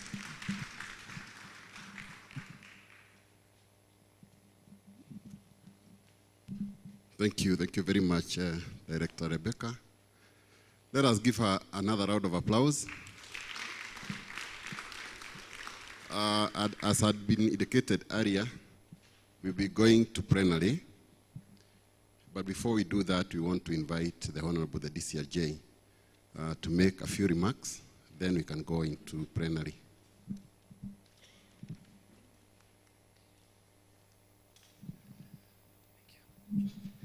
Thank you very much. We've been seated for a while. Why don't we stand up and stretch again?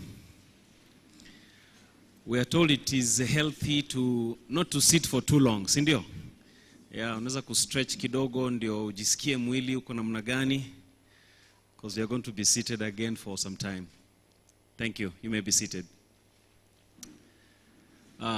Honorable registrars present, judicial officers, our staff, stakeholders, good morning. We have been taken through our budget. Tumeelezewa budget ambayo tulikuwa tumepewa ile miaka imepita kama miaka mitatu, na pia tukaelezewa hiyo ni mahakama pamoja na tume Judicial Service Commission. Tumeweza kuelezewa ile budget ambayo tulipewa, ile kazi ambayo tulifanya kwa hizo pesa ambazo tulipewa na wananchi, na tumezungumuza mambo yote hapo. Kwa hivyo yangu itakuwa tu ni kuwatia moyo tuweze kuuliza maswali, na unaweza kuuliza kwa Kiingereza ama unaweza kuuliza kwa Kiswahili. Tuko na timu kubwa hapa ambaye iko tayari kujibu maswali yoyote ama kuweza kujadiliana juu ya swala lolote. Vile Chief Registrar alisema, tumefurahia sana ninyi kuwa hapa kwa sababu tunaweza kusemezana mambo ya justice, mambo ya haki, na kwa sababu jukumu ambalo tuko nalo kama mahakama na tume ni kuweza kutimiza kazi ambayo tumepewa na katiba. Tumefurahi vile mmekuja hapa na tungependa kusikia kutoka kwenu. Je, mnatazamia mambo gani yaweze kufanywa, ama ni jambo gani mnaona ingefanywa bora zaidi kama mahakama ama kama tume, haswa katika mambo ya budget? Kwa sababu vile tumeelezewa, hii ni budget public hearing, ama ni kusikizwa kwa wananchi kwa mambo ya kutayarisha bajeti kwa miaka inayokuja. Lakini hata hivyo tunaweza kuzungumza juu ya mambo mengine ya haki, kwa sababu tunapozungumza mambo ya bajeti imehusika na mambo ya haki. Kwa hivyo ningependa kuwahimiza sote tuweze kuwa huru, tuweze kuuliza maswali, tuweze kutoa mapendekezo. Ni jambo gani ambao unasema ingeweza kuwa vizuri kama hii ingefanywa, aidha iwe ni ifanywe na mahakama ama ifanywe na Law Society of Kenya, ama ifanywe na bunge, ama ifanywe na executive. Ni nani anapaswa kufanya jambo lipi ili tuweze kuwa na access to justice kwa kila moja? Kwa hivyo nawakaribisha nyote muweze kuuliza maswali na tuweze kuungana pamoja. Asante.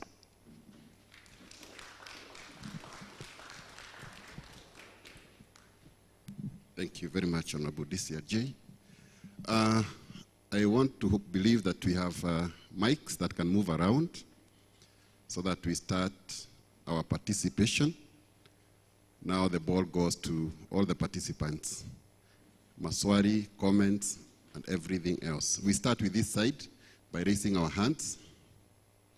Kama kuna comment yote this side. Behind there. I'm inviting comments on the presentations that have been made and all the remarks so far. Our comments, we must participate. Ama mmeshika yote? You're okay with the proposals? We need people to ask questions. Pass the mic here. Oh, there is another participant there. When participating, kindly introduce yourself, the institution you represent, and make your remark. Good morning. My name is Kome Frederick. I've seen in the presentation by the director from JERICHO the two bills that are in Parliament, Judges' Retirement Bill and the KJA bill. I was wondering, when are we going to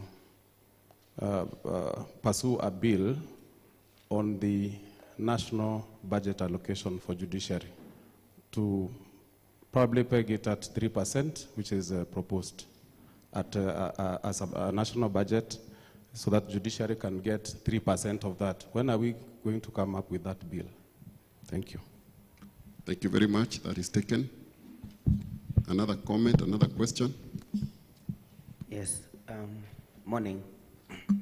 This is Eric from Shofco. Our office branch is located at Kamkunji, Kiambio slums. First and foremost, I give thanks to the judiciary for the last time we were on the public participation.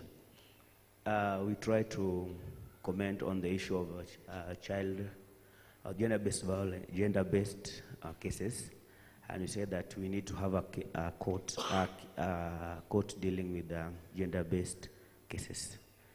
And actually, as I heard one of the office holders saying that it has all been held, I just recommend that through the process, let's have the courtroom be intact, because there is a lot of gender-based violence within our society, at least so that they don't delay in court. At least let those cases be dealt with as much as possible so that the victims can get justice. Thank you. Can you repeat your name and the institution you represent? Okay, I'm Eric Onyango from Shofco, assistant guest worker. We have a branch in Kiambio, Kamkunji constituency. Thank you. Okay. Another comment? Another comment? Let us accumulate our comments so that we answer them all together. If we can have another comment. Here in front.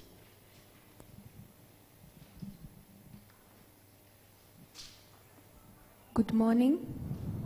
My name is Monique Cynthia from Wakili wa Watoto. I think before I start asking the questions, I will let the kids say their recommendation and their challenges so that I can ride on the already established comments. Let me welcome Otieno from YCTC.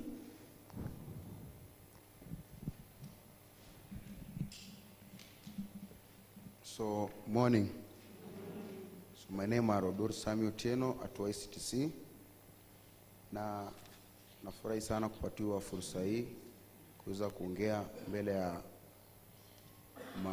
waheshimiwa. So ile swali ambalo nilikuwa nataka kuuliza ni muda gani unaostahili kesi ya mtoto kuweza kufikishwa mahakamani na kuweza kumalizwa akiwa in custody.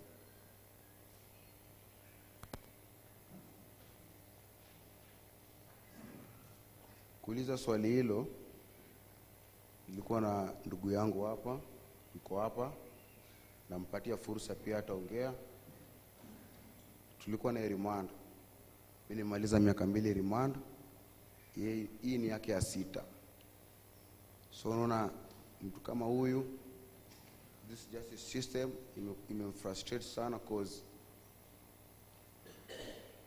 ile muda ambao sheria inasema ameipitisha na ameipitisha zaidi hata kuliko yenye ilivyostahili.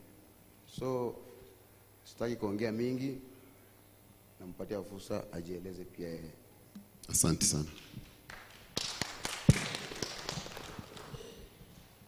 Good morning. So mimi naitwa Peter Mateku na nimetoka ICTC, niko remand. Na nimekuja hapa kwa sababu nilielezwa ya kwamba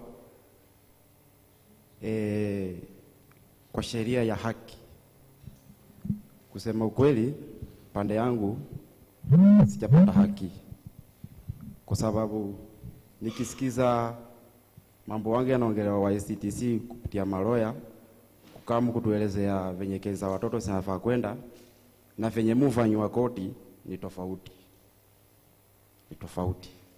So mimi nimekuja hapa nikiwa na kilio, kwa sababu hiyo muda nimekaa wa ICTC ni mingi. Sasa niko na miaka 6 na miezi 8.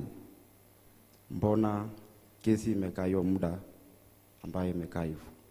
Nimekuwa wa ICTC mpaka nafika mahali na give up. Watu wakubwa wangu pale wananiambia give up. Bali nawauliza, mnaniambia ni give up, bali sioni mwelekeo. So mimi nimekaa hapa nikitaka kuelezewa, kufafanuliwa sheria kwa mtoto na haki ni nini. Thank you. Thank you. Thank you.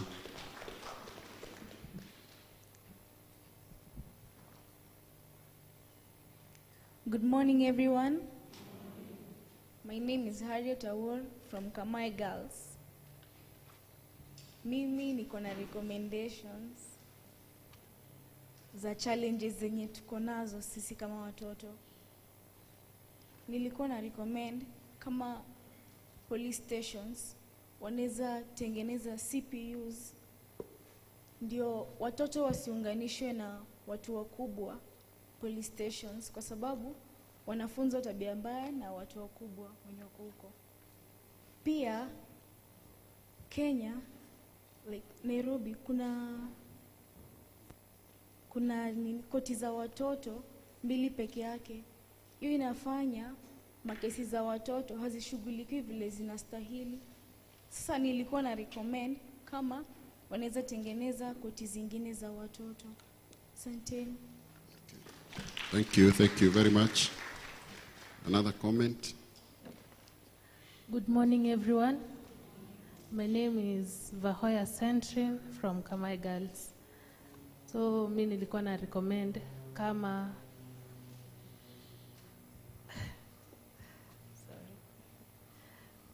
kama sisi watoto tunaweza pewa legal presenters wenye watakuwa kitusimamia kotini, juu most of us ni sisi peke yetu tulikuwa tunajiongelelea, ama sometimes our advocates wanatoka tu kama kesi zetu hazijaisha, so tunabaki peke yetu. Asanteni.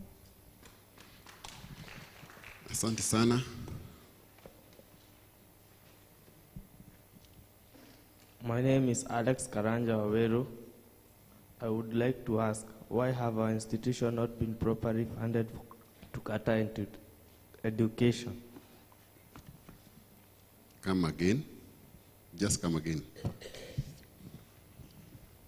Why have our institution not been properly funded to cater for continuity of education?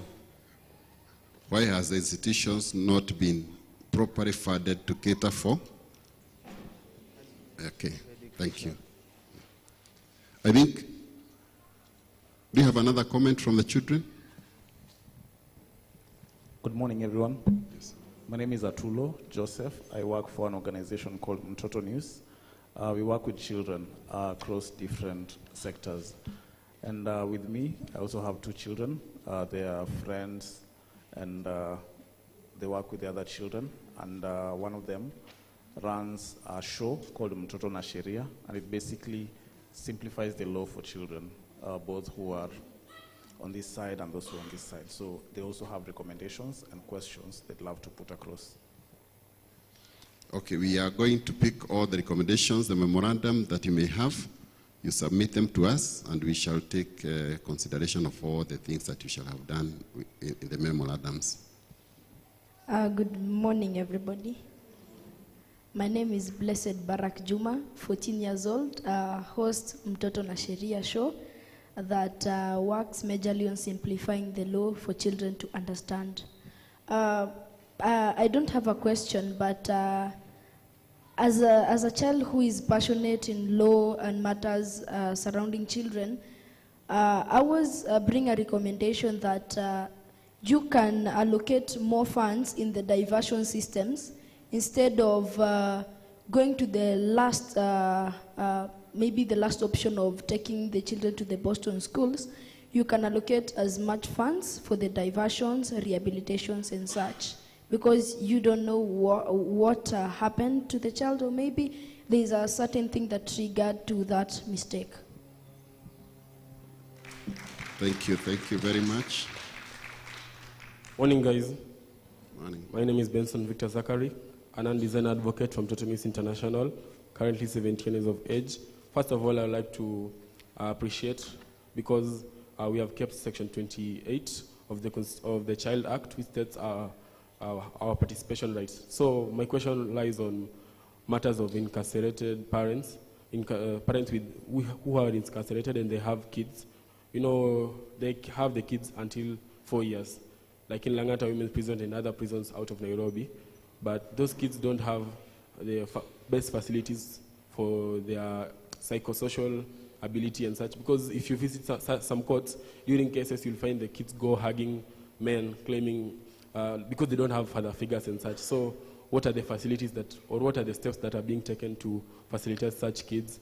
And secondly was about during the presentation we had someone saying that when we have security, it has something to do with justice. So the security itself, it's not stable. They were corrupt. Like we have a case where someone goes to report something, but if they don't give something to say something, are you getting, like, kama hujatoa kitu kidogo, hakuna kesi yako haiendi mbele.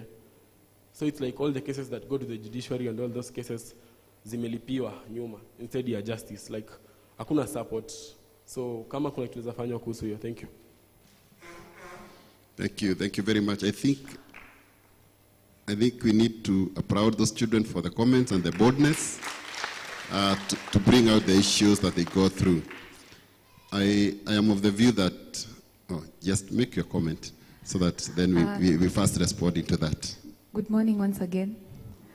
Let me add on some points the children have not said in terms of access to legal representation.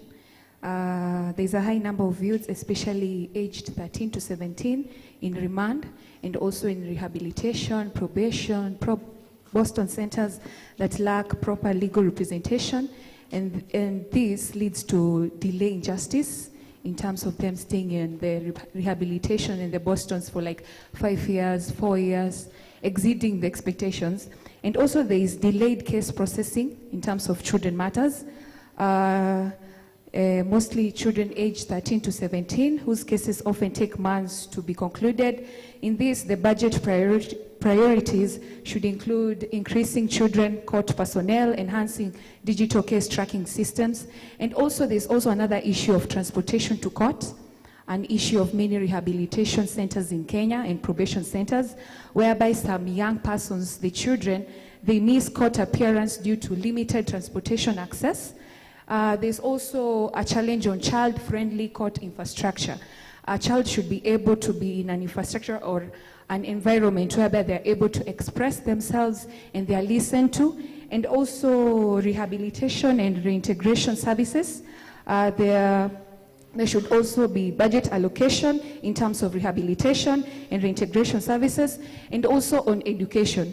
You know, I was focusing on an issue in Kabete Rehabilitation Center and also Nairobi Probation, whereby the children complained of they're not getting access, or their right to education is being denied to them. For example, you have completed your KCPE, and then when you go back, you're taken to grade 6. It doesn't make sense. It doesn't make sense at all. So I think in terms of education, budget allocation on that matter should be allocated, and also As I conclude, there are terms on mental health and their what? Right to health. Counselors should be allocated to many institutions because they also need a chance to express themselves to the counselors, because not all of them are open to their teachers or their managers there. So counselors and also nurses in the institutions, because children are the future and we need them for the future. Thank you. Thank you very much. I think the Honorable DCRJ, I welcome you to just make responses. Thank you very much for those questions. I will take a few and then also ask my colleagues who are here to be able to respond. We are very happy that you can give us feedback. This is the essence of having a public engagement, so that together we can see how can we move forward, because this is our country, sindio? In nchi yetu, so we need to find a way of dealing with the issues. Let me start with the one by Kome on our national budget. There's been a lot of discussion, actually. I can assure us here, we have made a lot of effort to talk to Parliament. The Chief Justice is on record in many of her speeches requesting that the budget for the judiciary needs to be a percentage of the national budget. And what we have been pushing for is 3%.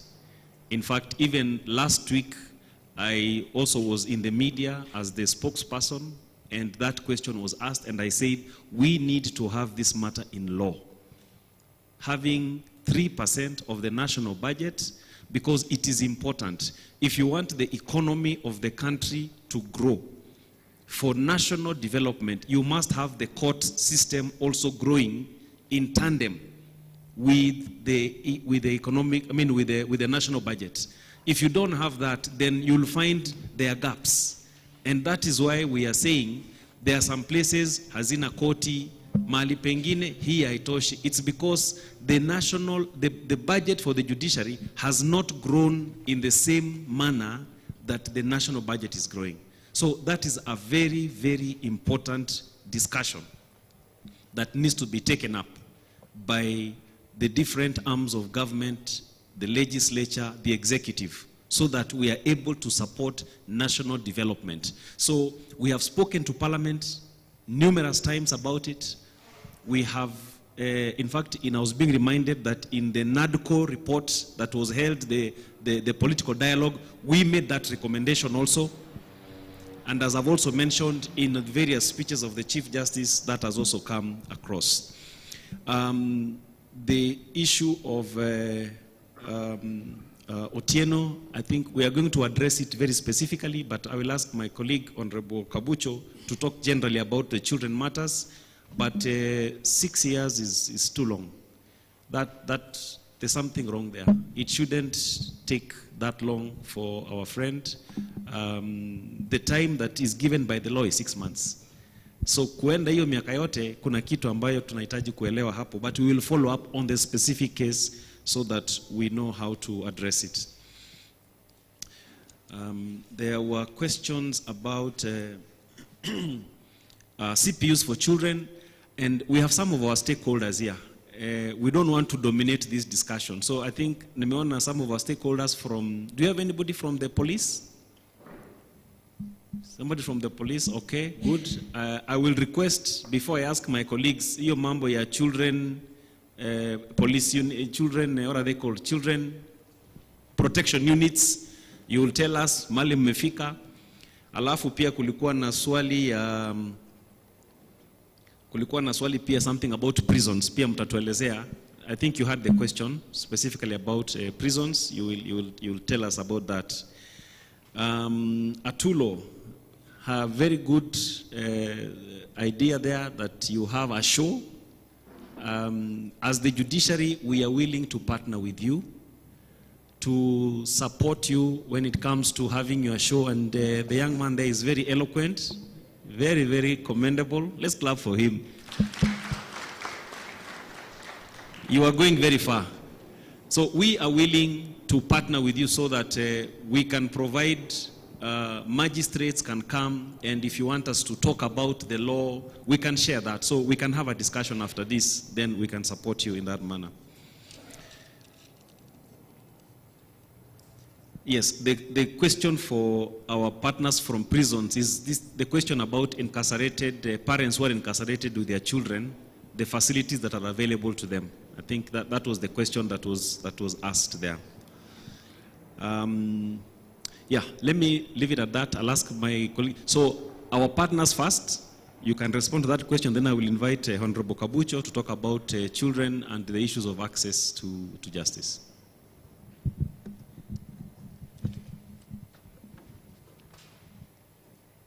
Good morning. All protocols observed. I'm Inspector Stephen Mtua, Deputy OCS Buruburu. I'm here representing my OSPD, Mr. Lomuk. The issue which has been raised about CPU, I would like to say that, for instance, in our sub-county, that is Buruburu Division, we are lucky to have one. That is at Buruburu Police Station. And what we normally advise other police stations that is within our sub-county is that if they get any of the prisoners, that is the minor, they liaise with our station, and we are always able to keep them at our facility until they are presented to court, as we await for other stations for the same facility to be established within their station. Thank you. Thank you very much. The prisons, kindly, if you have a response on the question that came across.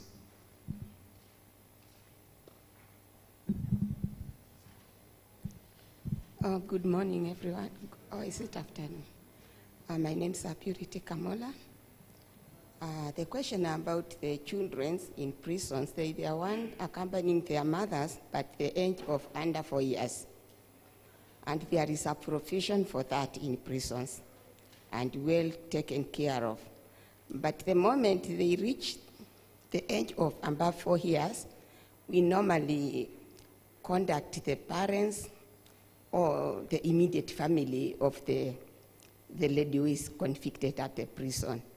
Okay, if there is nobody who can come up to pick this child, we normally alliance with the children's officers who normally look for a home to place the child and when the mother is still in prison.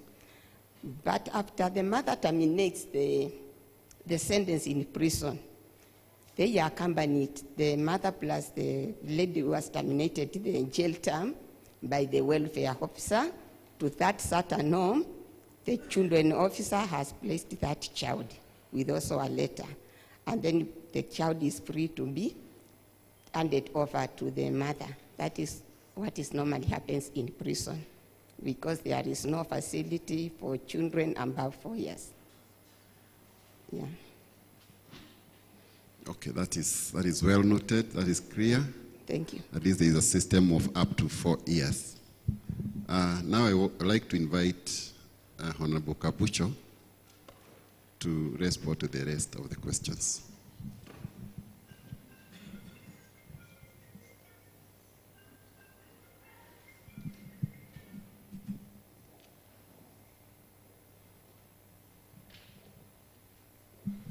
Thank you very much. My name is Caroline Kabucho, Registrar Magistrates Court. There was an issue of SGBV that was raised, and we have now established specialized courts for SGBV.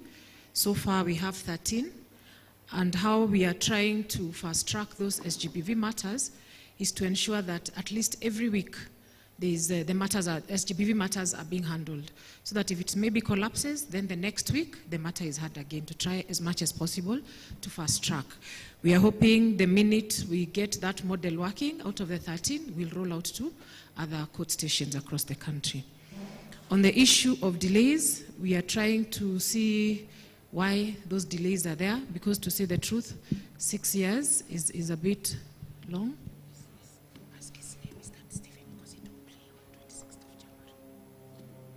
Okay.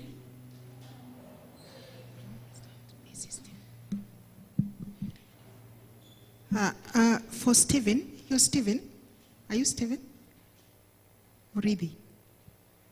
Then we got the wrong, I think you gave us the wrong details. Is that? So we'll confirm, we're looking at 196 of 24.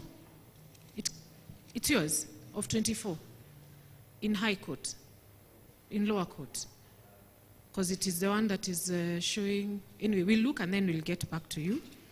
And those inordinate delays, and as the DCRJ had said, children matters should ideally take 6 months. So it's a big concern from where we sit that it can stay as long as 6 years. So we have specifically taken both your case numbers. We want to check and see what could be the problem. And as we were doing the presentation, there was the issue of pro bono, that we have been paying pro bono because of, you talked about the representation. So we have the pro bono advocates. Although now the budget is not allowing, we clearly are strained. We have been paying out and paying out. Currently, I think we have over 70 million pending in payments.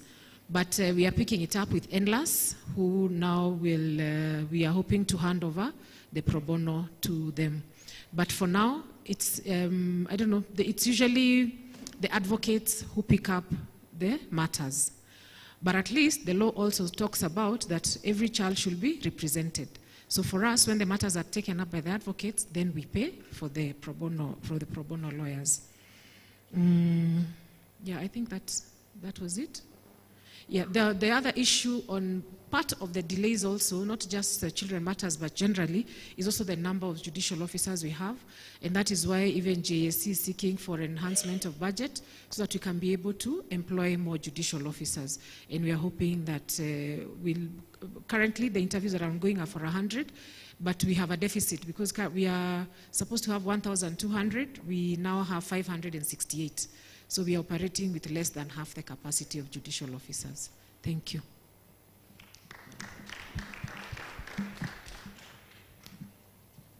Thank you very much. We invite more comments and more queries, another round of questions. From behind there's somebody who had raised their hand.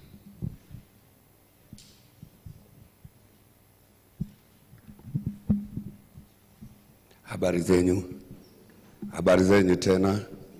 Kwa majina naitwa Jack Okoth, natoka Undugu Society of Kenya, na nina swali kadhaa. Swali ya kwanza ningetaka kuuliza, ule mtu ako kotini na amekesi akawin, ni nini mnakuanga mumemwekea akishawin? Kwa maana at the end of the day ameka industrial ama ameka huko ndani kwa safe custody kwa labda miaka, amekuja akawin kesi. After kuwin, anaenda mkono kavu nyumbani. Hiyo ni number 1. Number 2, kwa nini kesi zina delay kotini? Is it the system ndio ina shida ama ni wafanyikazi wamelala kazini? Kwa maana kama sasa unakuta kuna kitu moja wa sheria inasema I am innocent until proven guilty. Alafu umeniwekea bond ya 1 million. Mimi nishaiona kala ya 1 million vile inafanana. So unakuta at the end of the day wakati ni mtu ana win case ametoka idara, akirudi kwa society hata kukubalika inakuwa ngumu, na unakuta hii challenge inaleta mental health challenge, si ndio? Na so unakuta at the end of the day, kama mmeniwekea hii nafaa kutoa kwa cash bill ama kwa bond, nimewin kesi. Sasa mtaniambia tu enda home. Na wakati nilikuwa innocent, sijaproviwa anything, muliniwekea mingi ile siwezi hataweza kutoa. Imebidi nikesie labda nikiwa ndani. Hiyo ni number 1. Number 2, wakati umeshika ule mtoto wa mtaani, ule mtoto analala base, ana mahali pengine pa kuenda, hapo tu ndio anaweza lala, alafu umemfukuza, umemwambia hapo si nyumbani, ama umempeleka idara. After kutoka huko, je, ni nini atakuwa nayo? Je, amerekebika kwa haki ama ameharibika kwa haki? Asanteni sana. Thank you, thank you. You had your question. That Ed over there.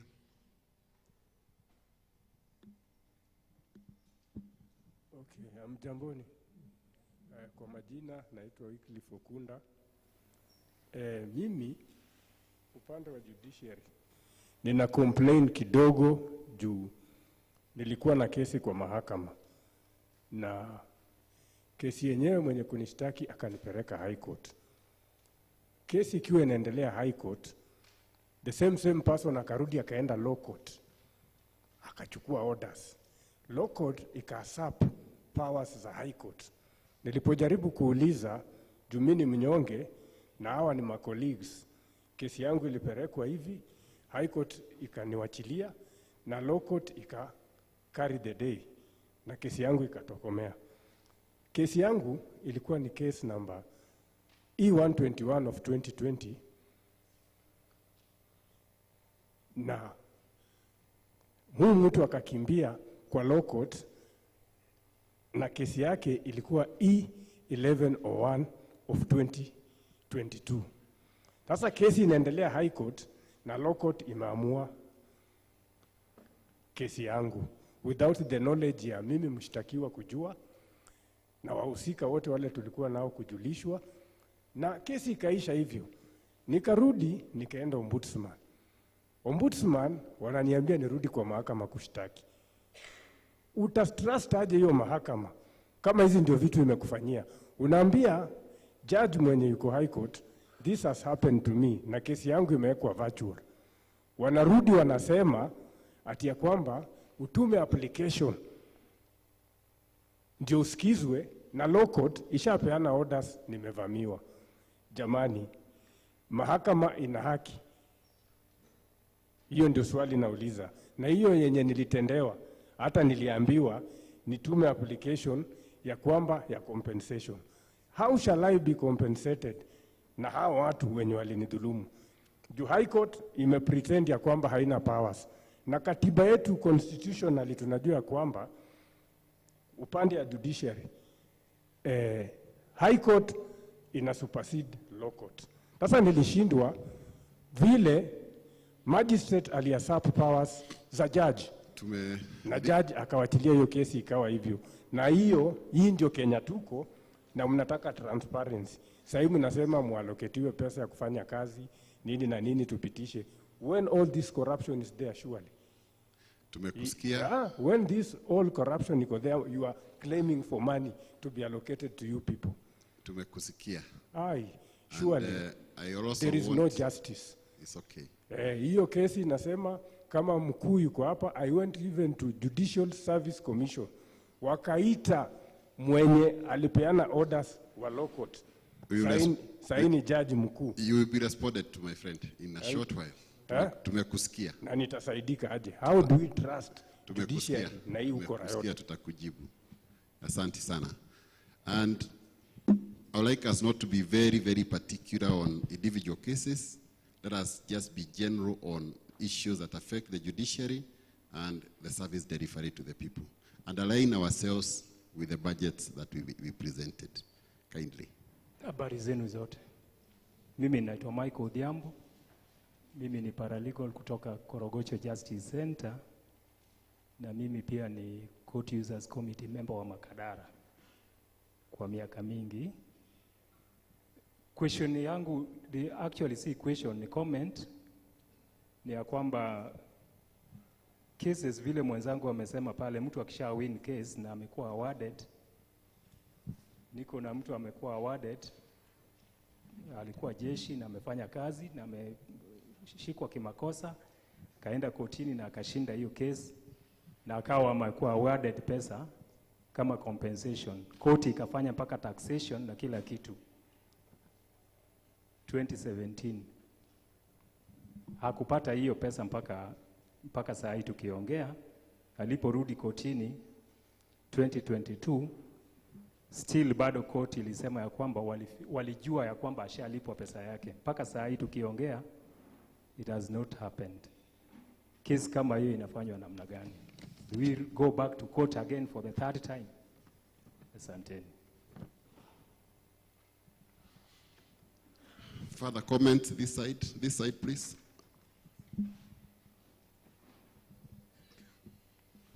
Good morning once again.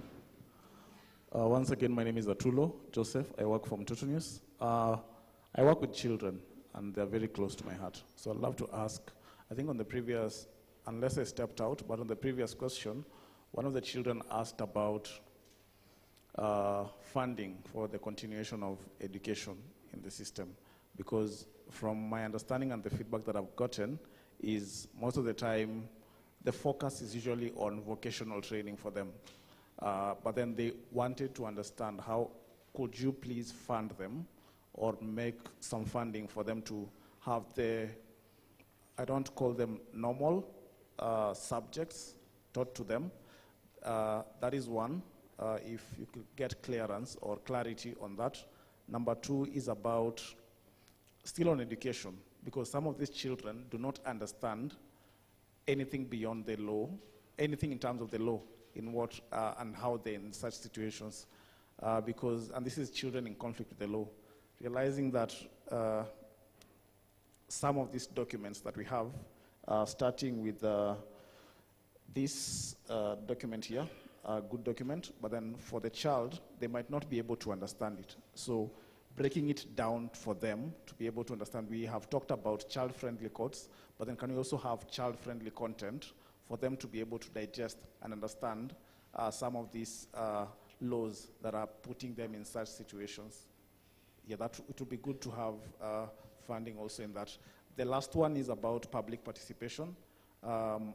One of the children mentioned about Section 28 of the Children's Act that talks about participation of children. And realizing that 2 weeks ago, we had a similar event at KICC. And we have children from across Nairobi and other parts of the country. But then this particular section or group of children was missing, and realizing that also part of the public. Why don't we have, or how can we ensure that they're able to take part as much as they're in the situation they're in right now? How can we ensure they also take part in some of these public participation forums? Thank you. Thank you very much.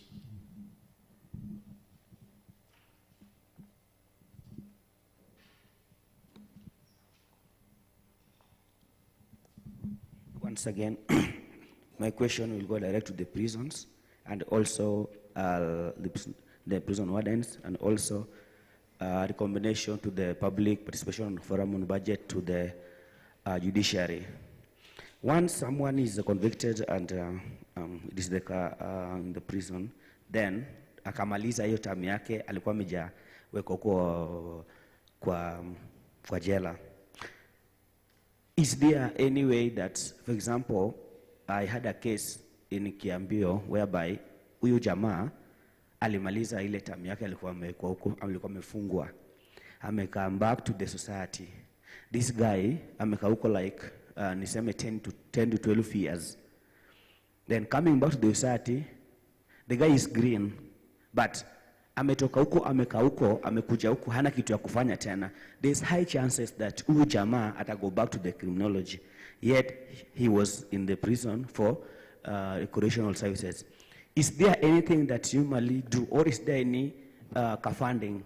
And if it is not there, then I'll request on the budget or on the collection that the government should also give allocation to those people who are in prison, so that when they finish their terms there, wakitoka nje, wakwe at least something that they can do to increase their income, because they also human being, as much as they are offenders, but they also need to live when they are back in the society.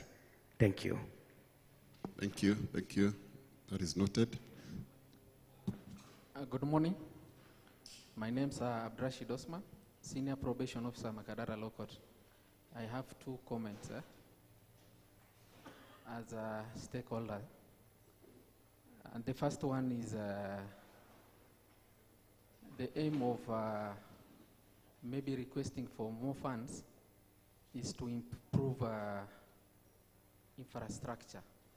When you look at Makadara Law Court, the place is very congested. I want to ask senior judicial officers from Judiciary, what about proposed establishment of courts like in Uruma to congest Makadara Law Court and Miango?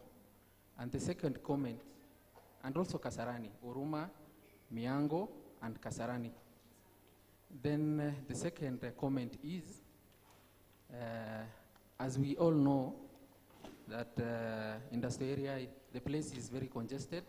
Let's increase more funds to the congestion process so that we can work together as stakeholders so that the offender can repay back in terms of performing community projects. That's all. Thank you very much for those comments. There's a child here who needed to comment.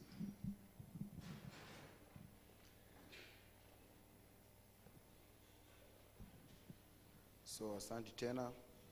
So kitu ngine pia ngwanda kusema pia nilikuwa nda kueleza mahakimu ambao wanayoshughulikia kotini kama Makadara na Milimani. You see, we as children, somehow we are like victim of circumstances. Because you see, like, sahi ni kupeleka kule wa CTC, kwa wala tuko like 136, hata mtoto mmoja, kuna mwenye anatoka Karen, Lavington, Runda, the big places, like 99% of them, that tumetoka wapi? Madare, Kayole, Dandora, Korogocho. So you see, when you as a magistrate, ukihandle kesi ya mtoto ka huyo, usirely on investigative officer. This guy has been, you see, you can be an orphan, but you have both two parents.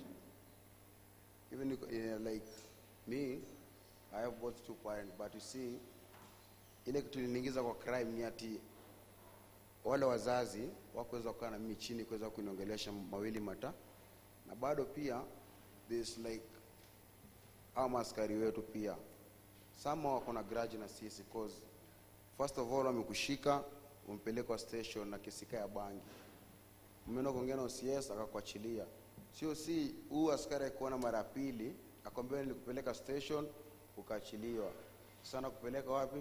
Kupeleka jela. Angupeleka jela na stealing. Bahati mzuri kesi hakimu amekusikiza kuachilia. Kasema nilikupeleka station ukaachiliwa, prison ukaachiliwa na stealing. Sitakurudisha na stealing tena, ndakurudisha na kesi kubwa. So napata mimi mtu kama mimi, like I'm 16, like nimeandikiwa robbery with violence. Sijui hata kesi inamaanisha nini, sijui inamaanisha nini, fia kotini. Another thing ni kama uko na accused mkubwa. For instance, naweza tumia example. Is over 18 and below 18. So tukienda koti, at least kama magistrate, yani jaribu ku treat underage kama venye sheria nasema. Cause wanasemanga mficha uchi azai. Ni kweli. So venye sheria pia haijifichi, sheria inaonyesha tu kwa wazi. Hivyo ndio utumie vile sheria natumia, ndio pia utumie kwa mtoto. Cause unajua sisi tunapitia mingi tukienda kotini, siwezi kudanganya. Unapata magistrate amekaa huko jana anakuambia a mention at 3rd December hearing, anakurusha next year April. So unakaa chini unafikiria itaifika kweli. So anya anipatia stress, bado niko na stress nyingine. Inakuja inakuwa inaleta a lot of, yani unakuwa na stress mingi kwa akili. Tumekusikia. Sijamaliza bado. Endelea. Endelea. Nyingine pia niko nataka kueleza mahakimu wetu pia. Nimesoma hapa kulikuwa na kitu kinaitwa ADR, the Alternative Dispute Resolution.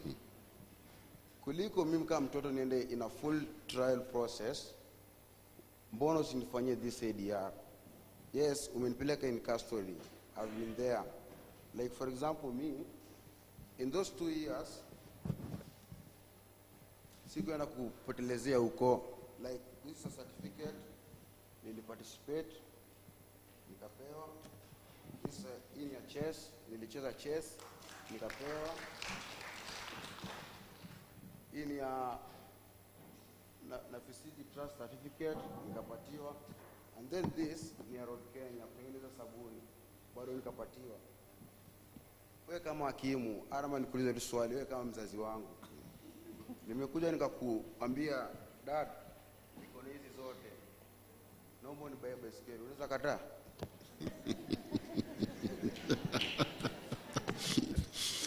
Siwezi kataa, lakini nikiwa hakimu nitakufikiria kisheria. Ni sawa, hawezi kataa hiyo swali. Yes. Hawezi kataa. Lakini muona kama mimi kama wewe hakimu nikikuja kwako nikulilia na kililio hizi zote pia hizi, mbona hutaki kunisikia? Ya pili pia natumia tu example tu kidogo tu. Jana kulikuwa na game ya Manchester na ya Crystal Palace. You see, mimi nikiwa huko nje, hiyo ilikuwa my first half. It's like a full game, lakini ilikuwa first half. First half yangu ilikuwa mbaya. Likewise to Manchester. First half walikuwa chini 1-0. Ni kweli. Nikashikwa, nikaletwa jela. That is my, hiyo ni half time. Nimeletwa half time ile nikapumzike. Niko na my coaches like Mr. Kaburu, huyo ni coaches wangu. Ana coach hapa vizuri. Second half Manchester ilikuja ka win 2 against 1. Walikuwa down 1-0 lakini full time wako 2-1. Mr. Kaburu ameni coach. Nimerudi kwako kwa coach, nimekwambia yoona nikiwa hizi vitu zote naona my second half ikiwa better than my first half. Mbona usisikize? Mengi na hiyo hata tuniachie tu hapo. Asante sana. Let's give him a round of applause. Na hiyo ni pande ya koti, bado tujaingia pande ya budget. Sasa tuna round roaming. Acha kwanza nitulie. Sawa. Be brief.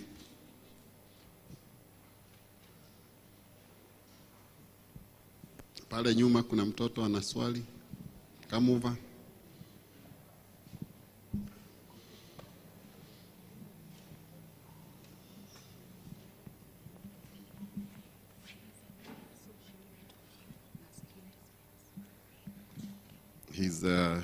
He's impaired, so he'll talk in sign language.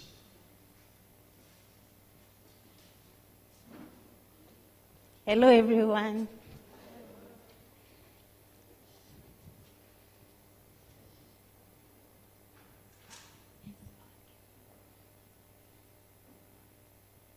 My name is Enoch Fadhili, and that is my sign name. I come from Akagan Primary School. I came here, I'm really thankful for the interpreter because children who are deaf,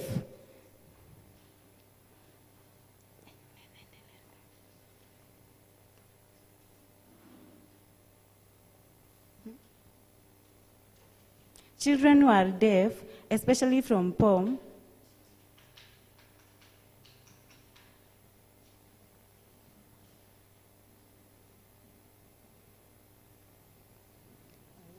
I won a poem. I went to poem and then I won the poem. And then I was thinking, now, for example, I am a child and I know that the government has a budget that can help me. Like, for example, I'm sitting there and I'm seeing an interpreter, so I'm thinking like, maybe I'm understanding and I'm really understanding what the budget is saying about the children.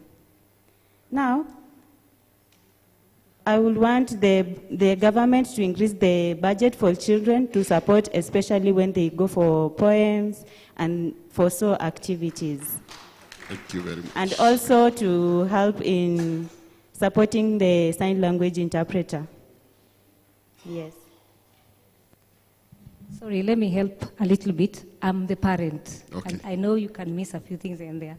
My name is Terry Simba. I'm also a parent of parents who have deaf children. And what we do, and I'm an organization called Lugha Ishara.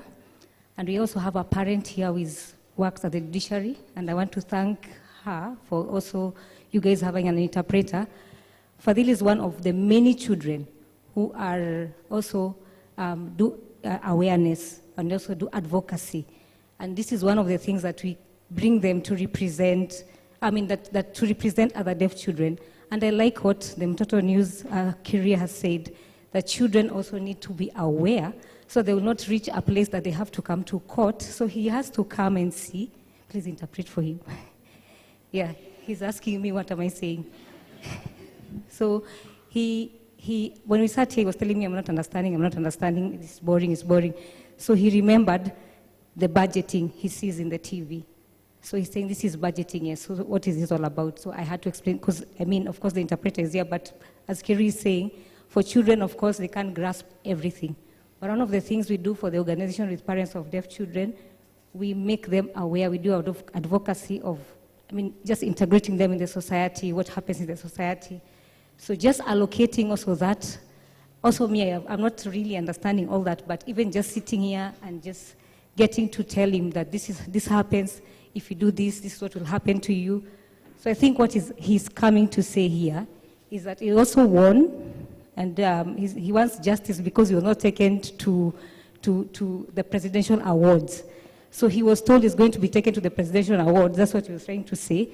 And also he likes that there's an interpreter who is interpreting for him to be able to understand about the budgeting and everything that happens probably in the judiciary.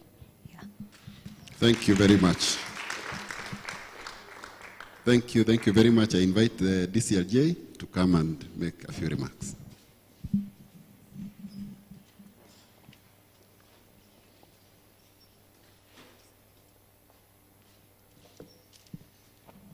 Thank you very much. I think this is getting very interesting. First, let me just assure us that the recommendations that we are giving, we are taking note of them. There are some agencies that are not here that are responsible for the things for some of the recommendations. And so we undertake to pass on those recommendations. I will answer a few questions, and then I will call upon some of my colleagues to answer them. Clara, be on standby for the issue of court awards. Court awards given, and the party keeps on going back and forth. It's the responsibility of the Attorney General, but where the court has said this award is given to so-and-so, a party goes, they have not been able to get the monies. It's really the Attorney General, but I think you can say something about when the court has given an award, what happens. The court has already taxed, And I'll also ask my colleague Beatrice to talk about education budget for children. I think one of the things we'd like to say, and I stand here very, very proud and very happy that this is the first time we are having a public hearing that we have children. And that shows you that we are also seeking to become sensitive in society. So, we have all the budget hearings that we've had. We've never had children. But we felt this year, particularly here in Nairobi, why don't we invite children so that we get to hear?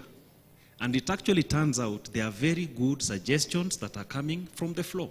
And there are things that we are also learning where we have a gap, where we need to address. And then, of course, there are other issues that are for other agencies that we can take up. So I'm really happy that that is something that is happening for the first time, but also we are seeing the benefits.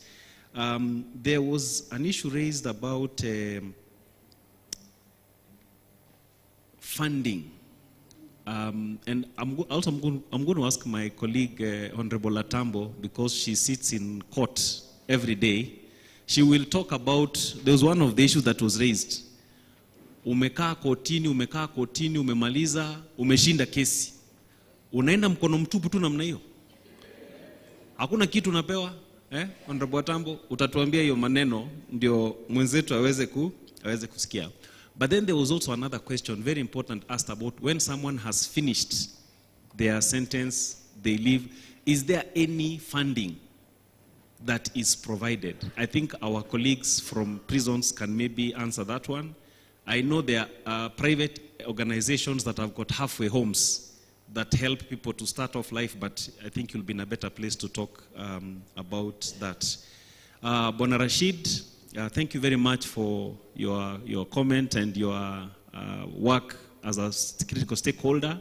I think when the Chief Registrar made her comments, maybe you hadn't come, and she said that in this financial year, the next financial year, we are prioritizing the completion of Mihango, Huruma, and Kasarani, specifically, so that we can decongest Makadara.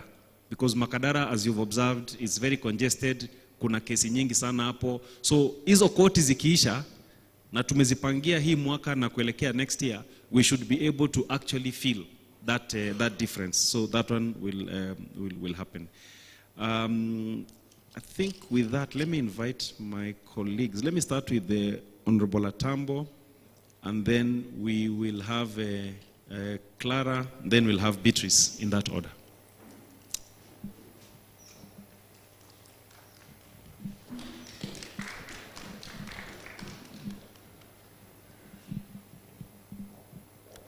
Thank you, my boss and my bosses.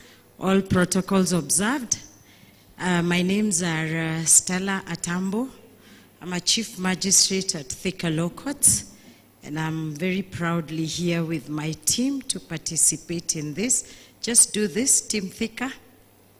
Thank you. So there is the participant who asked about the winner in court going home empty-handed. Maybe I will also answer partly on what you have told Honorable Clara to answer about, because then this is about a case ending, and if it's ended in your favor and it's a criminal case, we say that there is what we call malicious prosecution. But then again, it is not automatic. It's not that because you've been acquitted, you will file for malicious prosecution. Tajaribu kutumia lugha ya Kiswahili na nimegoogle, nimeona malicious prosecution ni mashtaka ya uongo ama uadui. The member who asked about it, kesi ikiisha na umeachiliwa, unaweza sasa file malicious prosecution. Hapo utaweka polisi, utaweka wale wamekushika, na wewe ndio utakuwa sasa unawashtaki ili wakupatie compensation. Hakuna ile compensation koti ukupea kesi ikiisha, kwa sababu inakuanga kesi ya mlalamishi na wewe. Sasa ukishinda, basi ni malicious prosecution ya huyo mlalamishi na wale pengine polisi walikushika na kukushtaki.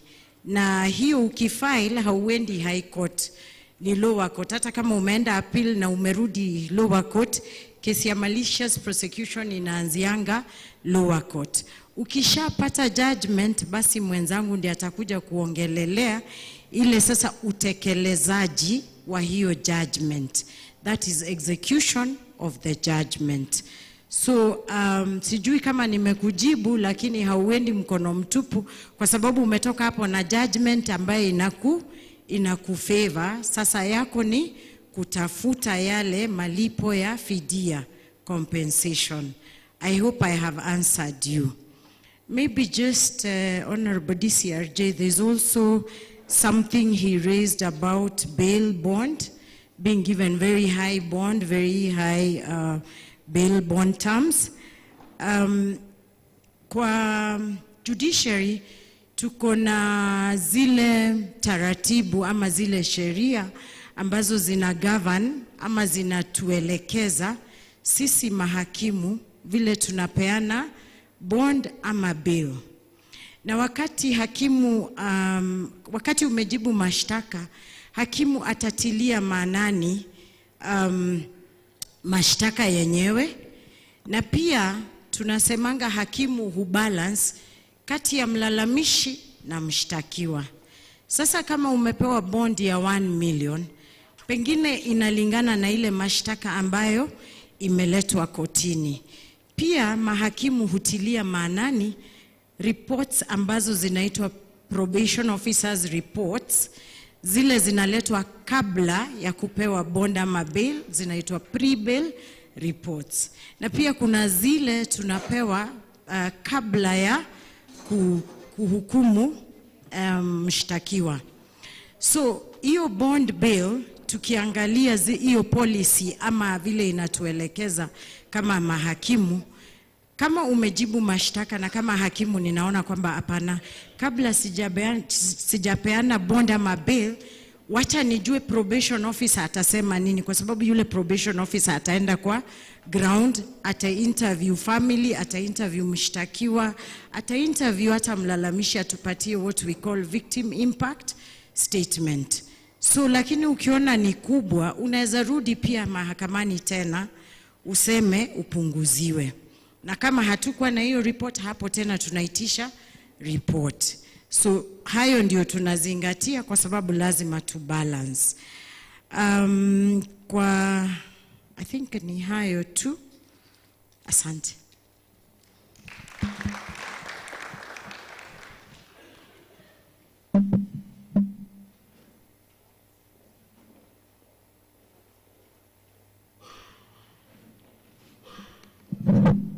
Good morning. For emphasis, my name is Clara Otieno. That tells you I will not attempt any Kiswahili.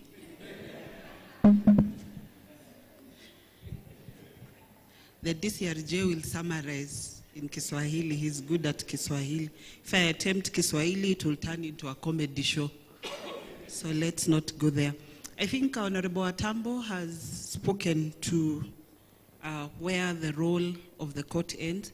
I think DCRJ, that's feedback for us in terms of public participation and just public awareness on the role of the different justice actors, because the question there from the court user or the member of public is that a word has already been made by the court. It also depends, therefore, on who the order is against. If it's against government, of course, we can't go auction government, so it becomes a bit difficult. There's a judicial review processes. But I think for the particular cases, to get the particulars and get exactly what the case is about. We have taken particulars about the child who said he's been there for 6 years. We know the case is at the High Court in Kiambu, and so we'll be able to get to know the cause of the delay. So I think this is an issue for the AG, and just to perhaps we'll get the details to follow up even as we have our own court user committees where the AG is represented. Thank you.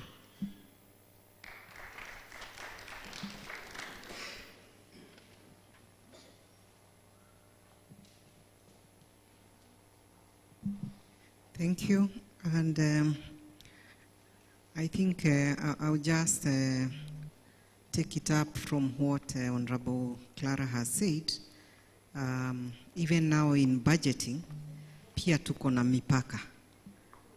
There is the work for the court, for the judiciary. But I think a lot of time, members of the public may not know who is doing what. So when it comes to education for children, this will definitely fall under the prisons, because that is for correctional. We are talking of those in prison. So what we can do, and I think our colleagues from prison are here, they will elaborate more. We are funded through one sector called the Governance, Justice, Law and Order sector. I think, was it Arturo? You participated in KICC, and I hope you raised these issues, but nevertheless, we are also willing to take up these issues because we normally take also feedback. Judiciary, we have tried to be doing public participation, I said, in 5 counties. This year we started actually in Lodwar. We did Okalau, that is in Nyandarua County, Lodwar in Turkana County, Migori in Migori County, Chuka in Tharaka Nithi County, and now Nairobi. So in all these places, we are taking feedback, even for our justice sector players, those in the GJLOs or any other sector, even if it's education, will be able to transmit this. So we welcome you, and we are going to give you an email address where you give us feedback. Even if you haven't given it in writing right now, you are still free to give us on email. We'll be able to transmit the same so that it's acted upon. Further, we also have what we call the National Council of Administration of Justice, and some of these issues you are raising cut across. So we will also try to advance them through that channel so that they are addressed. And that goes also for the probation officer. You raised issues of increased funding for the probation office. Again, we will take that as feedback so that it's addressed in the right office. I think that's all I had. I think there was an issue on having child-friendly content on laws. I believe that is very good feedback as we develop this simplified, even our procedures. Could we have child-friendly, and we have taken that feedback. I'm sure our registrars have taken that feedback. Thank you.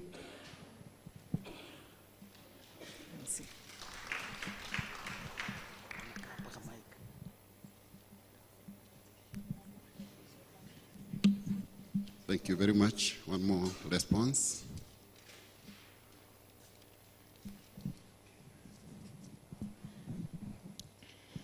Thank you, Honorable CRG. Good morning, good afternoon, all of us. I wanted to pick up from where Fadhili left. What Fadhili did is, bring us to to where him and his colleagues are.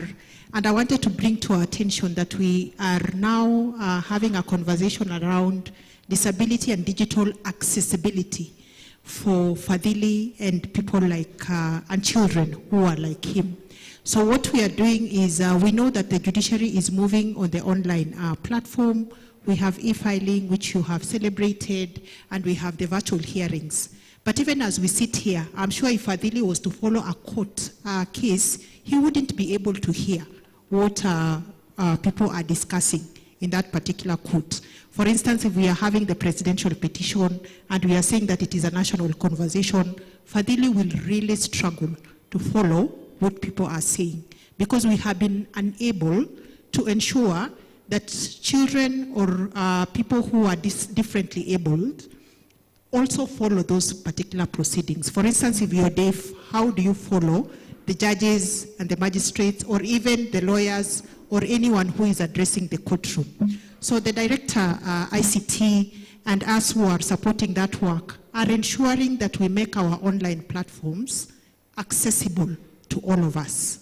Whether you are differently abled in terms of you are unable to hear or you cannot see. So for people who cannot see, how is it that we assist them to be able to follow what the judicial officers are saying? So we are making our digital online services accessible to all of us.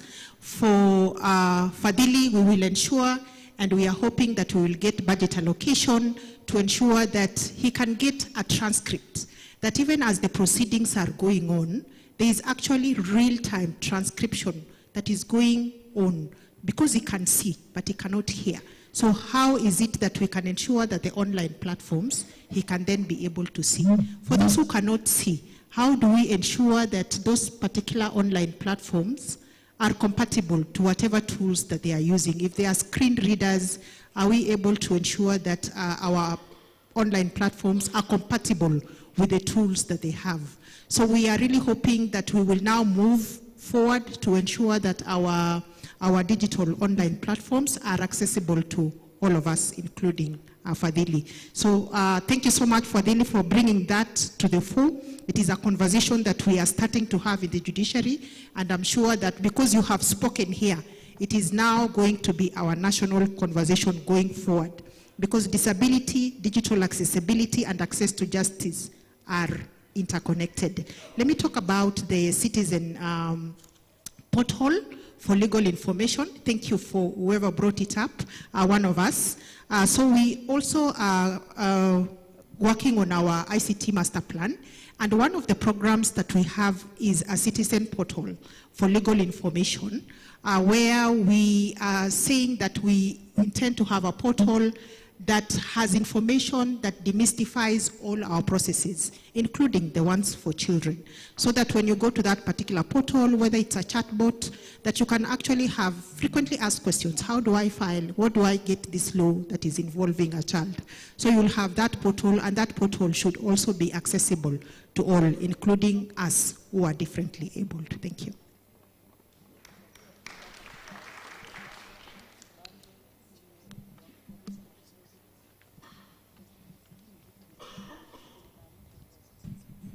Prisons, please. You have something to comment about? If you can come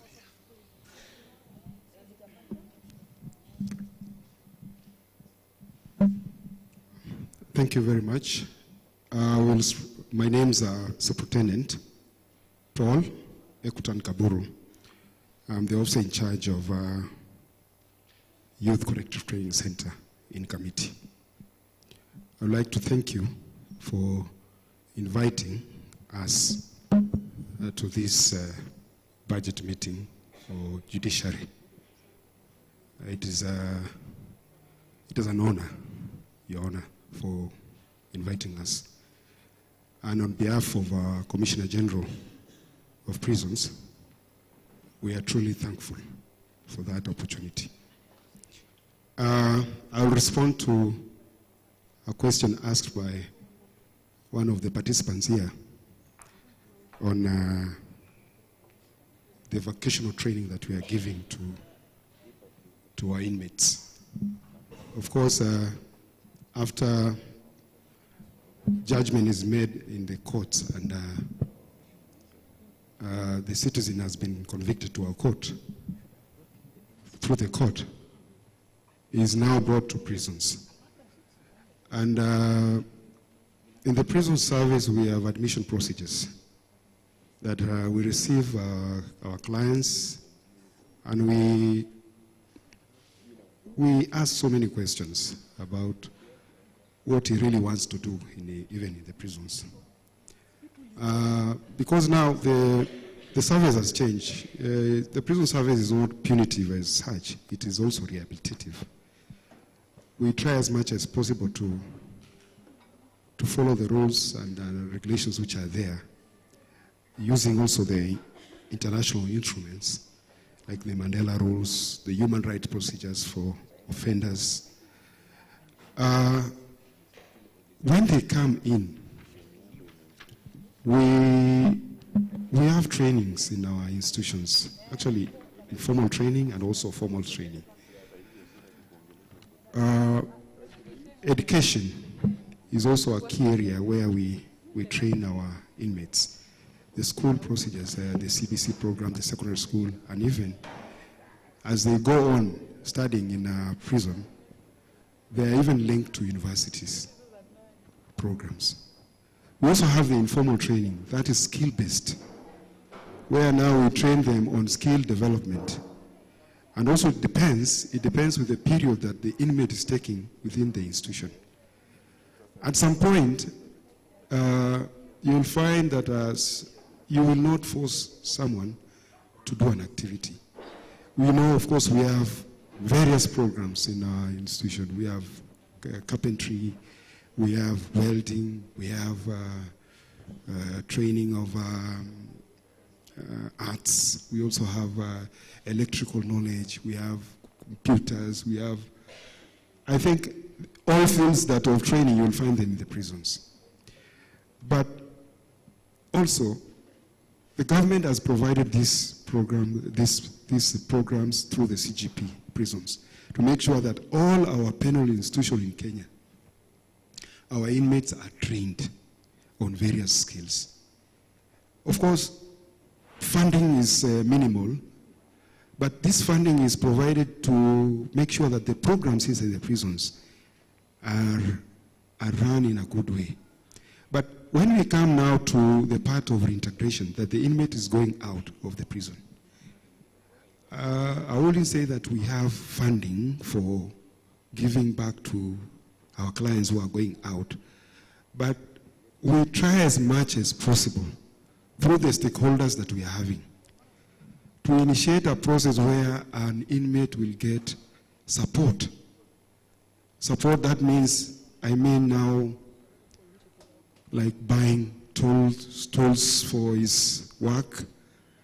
Support programs, maybe he was continuing with education. We link the person with the universities, the colleges, and even get support from stakeholders. The government has been working very well with stakeholders. We have like Faraja Foundation, we have Tree of Life, we have KCP foundations. They support programs in prisons. Like Langata now, they are supporting programs on bakery, training inmates on bakery and even skill development. As they go out, they also look for them places to go to get work. So for my brother, I will say funding, we do support finding a solution to solve a problem for the person who is going out. But there's one aspect that you need to understand.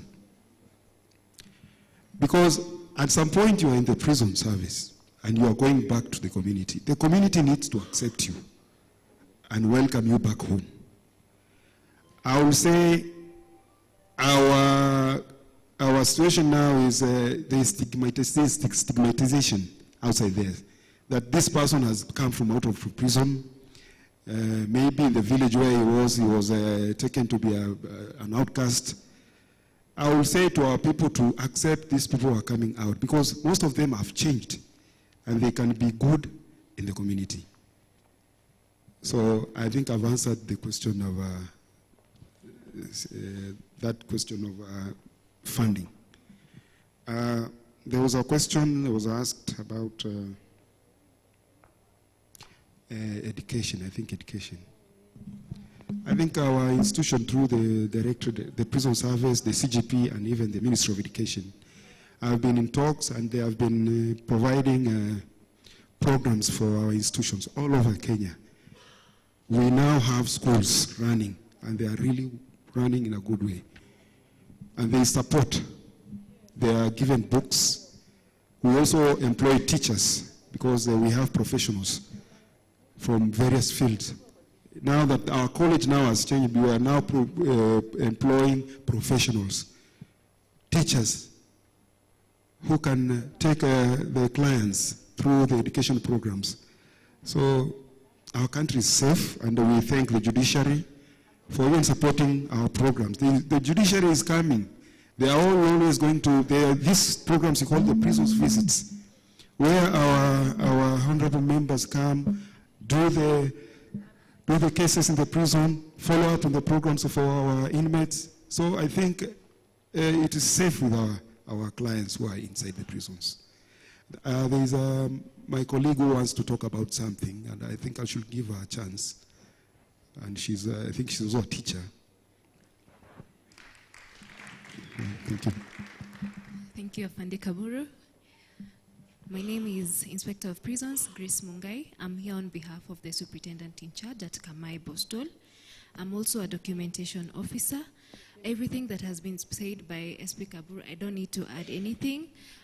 All those rehabilitation programs that happen are both for the children and the adults. I had a general comment, and it feels like a gap also about the protection and care files for the children. I believe all children should have protection and care files, but on our end, it's really hard to know if this child has a protection and care file because they're left at the court. Meaning whatever documents they come with at the prison is what only I look at. But depending on this case, especially for high-profile cases for the children, you will find that probably a child didn't have a protection and care file. Meaning when the follow-up is being done for this child, it becomes a gap. Probably they came in 17 and some few months. Meaning when you're following up, they're already 18. They cannot get a protection and care file.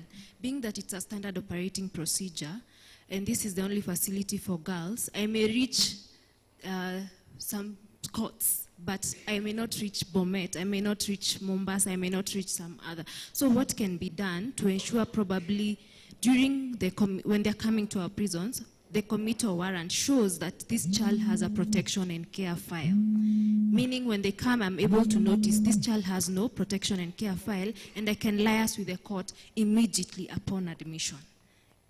Thank you.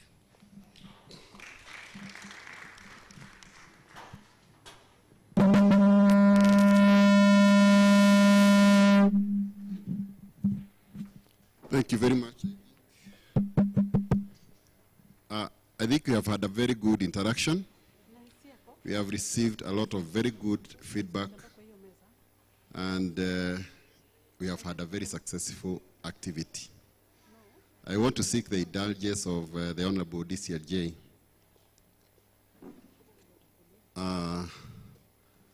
so that we see what to do next.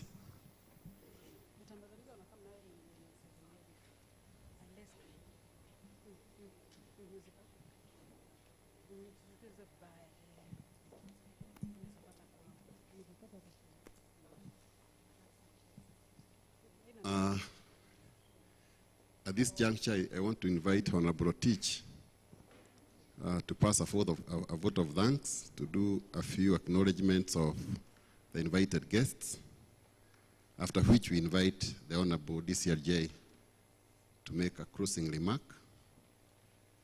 And I don't think I'll come back to stage again. So I need to introduce myself. My name is John Waweru. I work with the Judiciary Finance. Thank you very much for a good event. Thank you so much, Mr. Waweru. Thank you so much for the wonderful presentations. And thank you also for the great feedback from Wanainji and our stakeholders. Apart from listening to the presentations and the feedbacks, I've also personally learned something. I like the way Director of Finance for JSC was putting it, that hii ndio pesa mumetupatia na tumetumia hivi na hivi na hivi. So nafikiri wananchi tumeridhika na tunashukuru sana. Vile nilitangulia kusema, tumefurahi sana kwamba mumetutembelea hapa Makadara, na karibuni tena wakati mwingine, hata mwaka ujao. I would like to acknowledge the CRJ in absentia who was here at the beginning, but she left. And I also acknowledge the Deputy Chief Registrar of the Judiciary, whom you've seen in front, making presentations and answering your questions. But the way Mr. Waweru has indicated, he will still come in front to give the final remarks. I would like to acknowledge all the registrars present. I don't know how I'm going to do it, because there was no session for introductions. Mambo ya pesa mnaingia tu mara moja, hakuna niceties. So I don't know how we'll do it. Maybe I will humbly request you as my bosses to just stand and wave to wananchi, mkutano wa wananchi, so that wawajue pia. So, honorable registrars present, starting with my very own registrar of magistrate courts. I saw her, Honorable Kabucho. She left again. She stepped out. When she comes, I will acknowledge her. Honorable Registrar of Tribunals, kindly simama na kusalamia wananchi just by waving to them.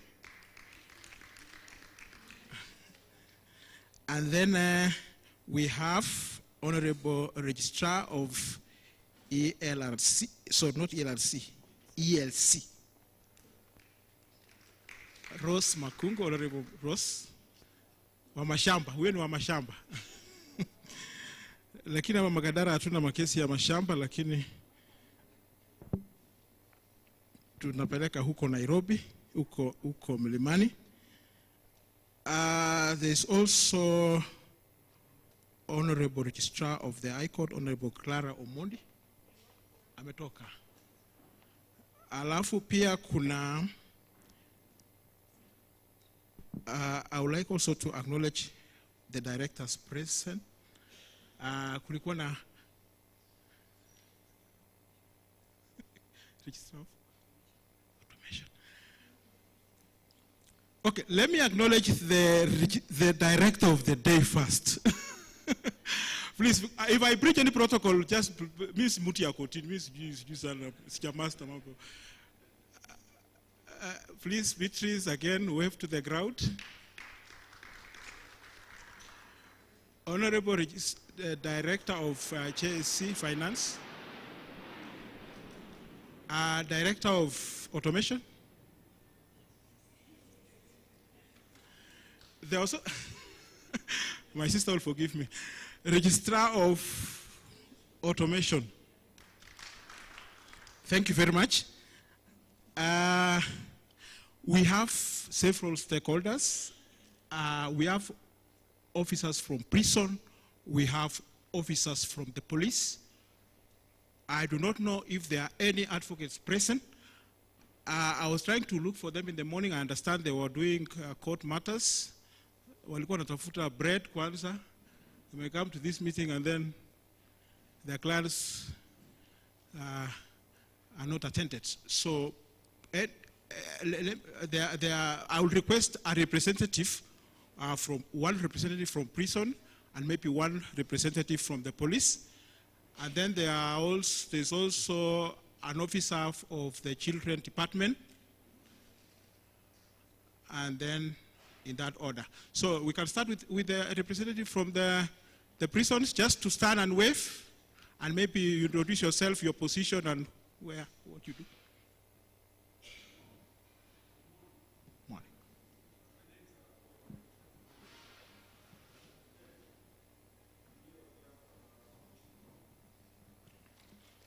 Thank you very much. Police.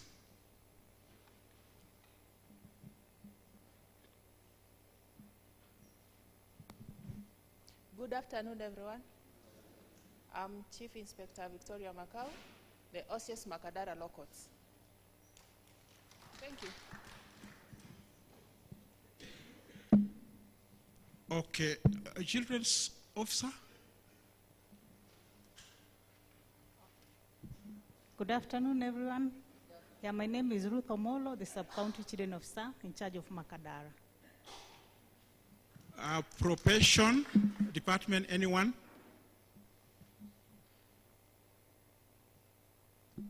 Afternoon. Assalamu alaikum. Alaikum salam. My name is Abdrashid Osman, Senior Probation Officer based at Makadara Law Court. And sorry, Honorable Magistrates present, thank you so much for coming. There are my colleagues from Thika, and led by Honorable Atambo Stella. And then I've also seen Honorable JERICHO from JKI Law Courts. thank you so much for coming, and you're so much welcome. Anyone else I've left?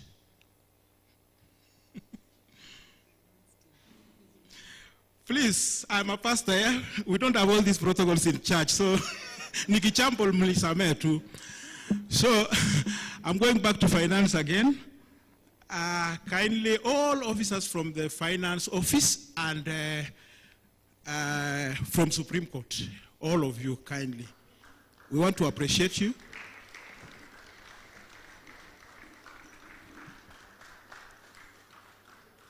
Thank you so much for coming.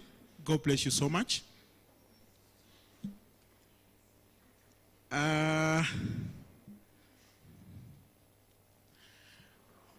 My great team, or our great team from Makadara Law Courts, starting with the infatigable, there's that word. This lady has done a lot of work to make sure this function succeeds, and you have seen she has another talent. Deputy TCRJ, umeona this. You should. I think the institution, our judiciary, the judiciary should step into that, and the great wananchi. Thank you so much for coming, and thank you so much for your participation.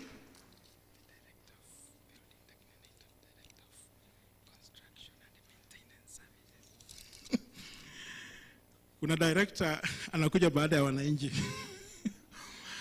I've forgotten another director, the director of construction. There was a new name. I have to get it right. Construction and maintenance service.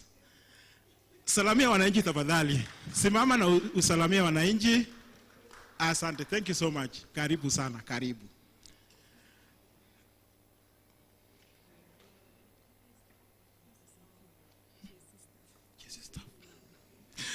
Leo nitafuta kazi.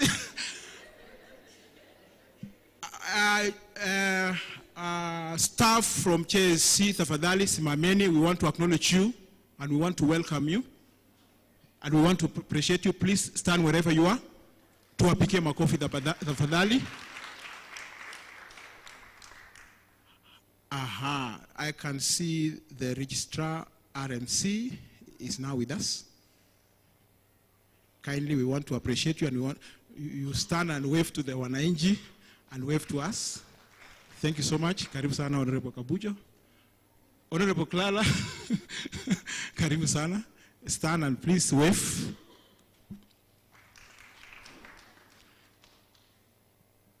Have I left out anybody? I think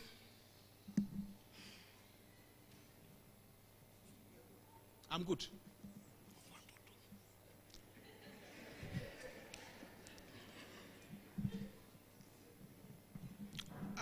Judicial officers present, please kindly just stand. I think I didn't do it well. Please just stand and wave.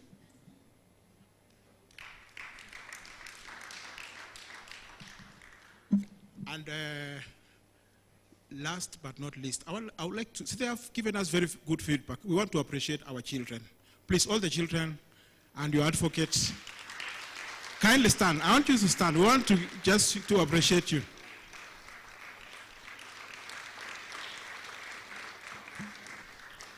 Thank you so much. We take your comments very, very kindly. Even the one of the case, we will, as RMC has promised, if it happens to be a case of Makadara, I can assure you that we will look into it and find out whatever happened and do whatever is required to make sure it is dealt with immediately. So if it happens to be from another court, I'm very sure it will also be dealt with immediately.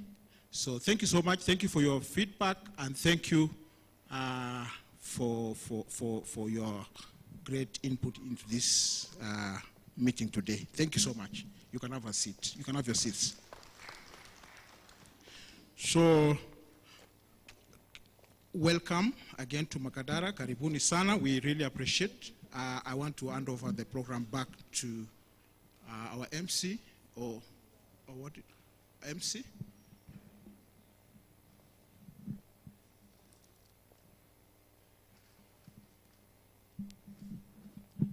I'm sorry, I just forgot to say that I'm holding brief for my colleague, Honorable Bidali, who was here earlier. She had to go to court because she's the one doing pleas today, so I'm holding brief for him. That is why. Okay, anything we've forgotten? Good afternoon. I'm Susan, the accountant. I want to inform you that we have lunch for you people. We have our guests who will be served there, and the other members of the public and our staff will be served there. In this hall, we have 2 halls, a small one here, another one there. So you're all welcome, and we are happy to host you. Thank you so much. We are going also to sing the national anthem before we end, and we are going to have prayers led by Mohammed from JKIA locals. So immediately after the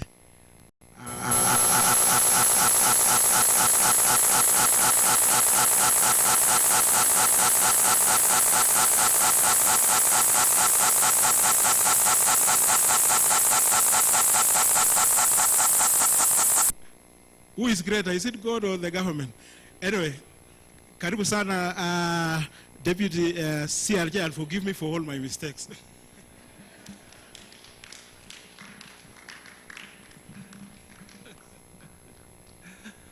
Honorable Rotich, your sins are forgiven you.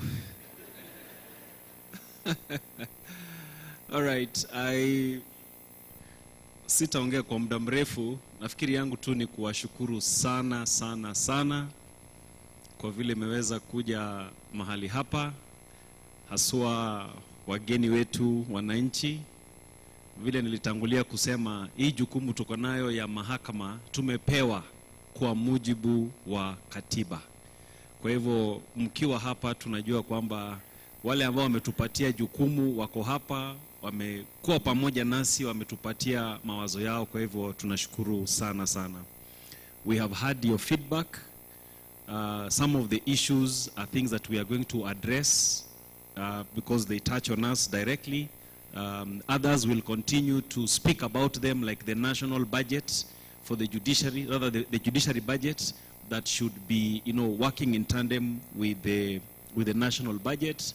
And we request you in the forums where you have an opportunity, speak about it, so that we have many voices talking about the necessity of having the judiciary budget moving together with the national budget. There are some other comments that were made that do not touch on the judiciary, but we have undertaken, particularly with the council, the National Council on the Administration of Justice.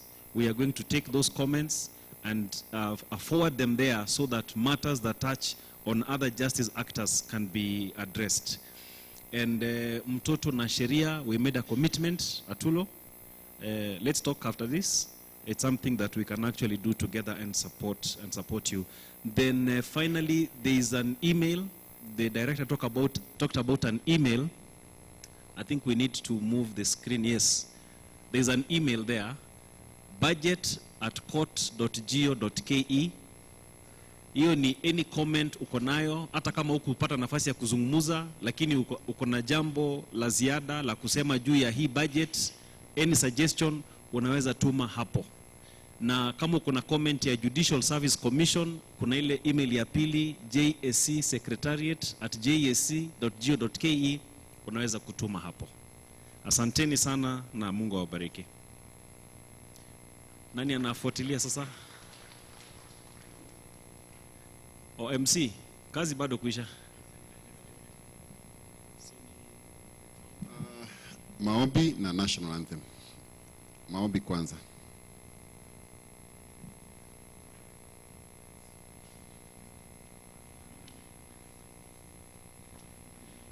So let's be upstanding.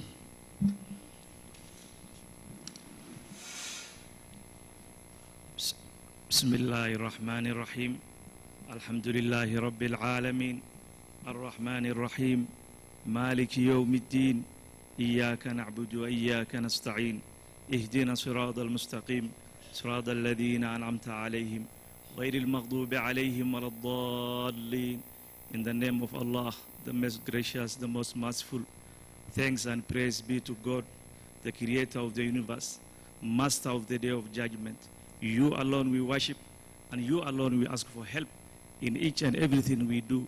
Guide us to the straight path, the path of those who have earned your mercy, not those who have earned your anger, and nor those who have gone astray. May Allah, as we appear today before you, and the Commission has recommended that we pray for budget enhancement, resource mobilization, infrastructure development, public education, and automation. We pray that you give us the strength and wisdom to use the proposed budget in a prudent, efficient, and effective manner. Ya Allah, accept our prayers. Amen. The national anthem.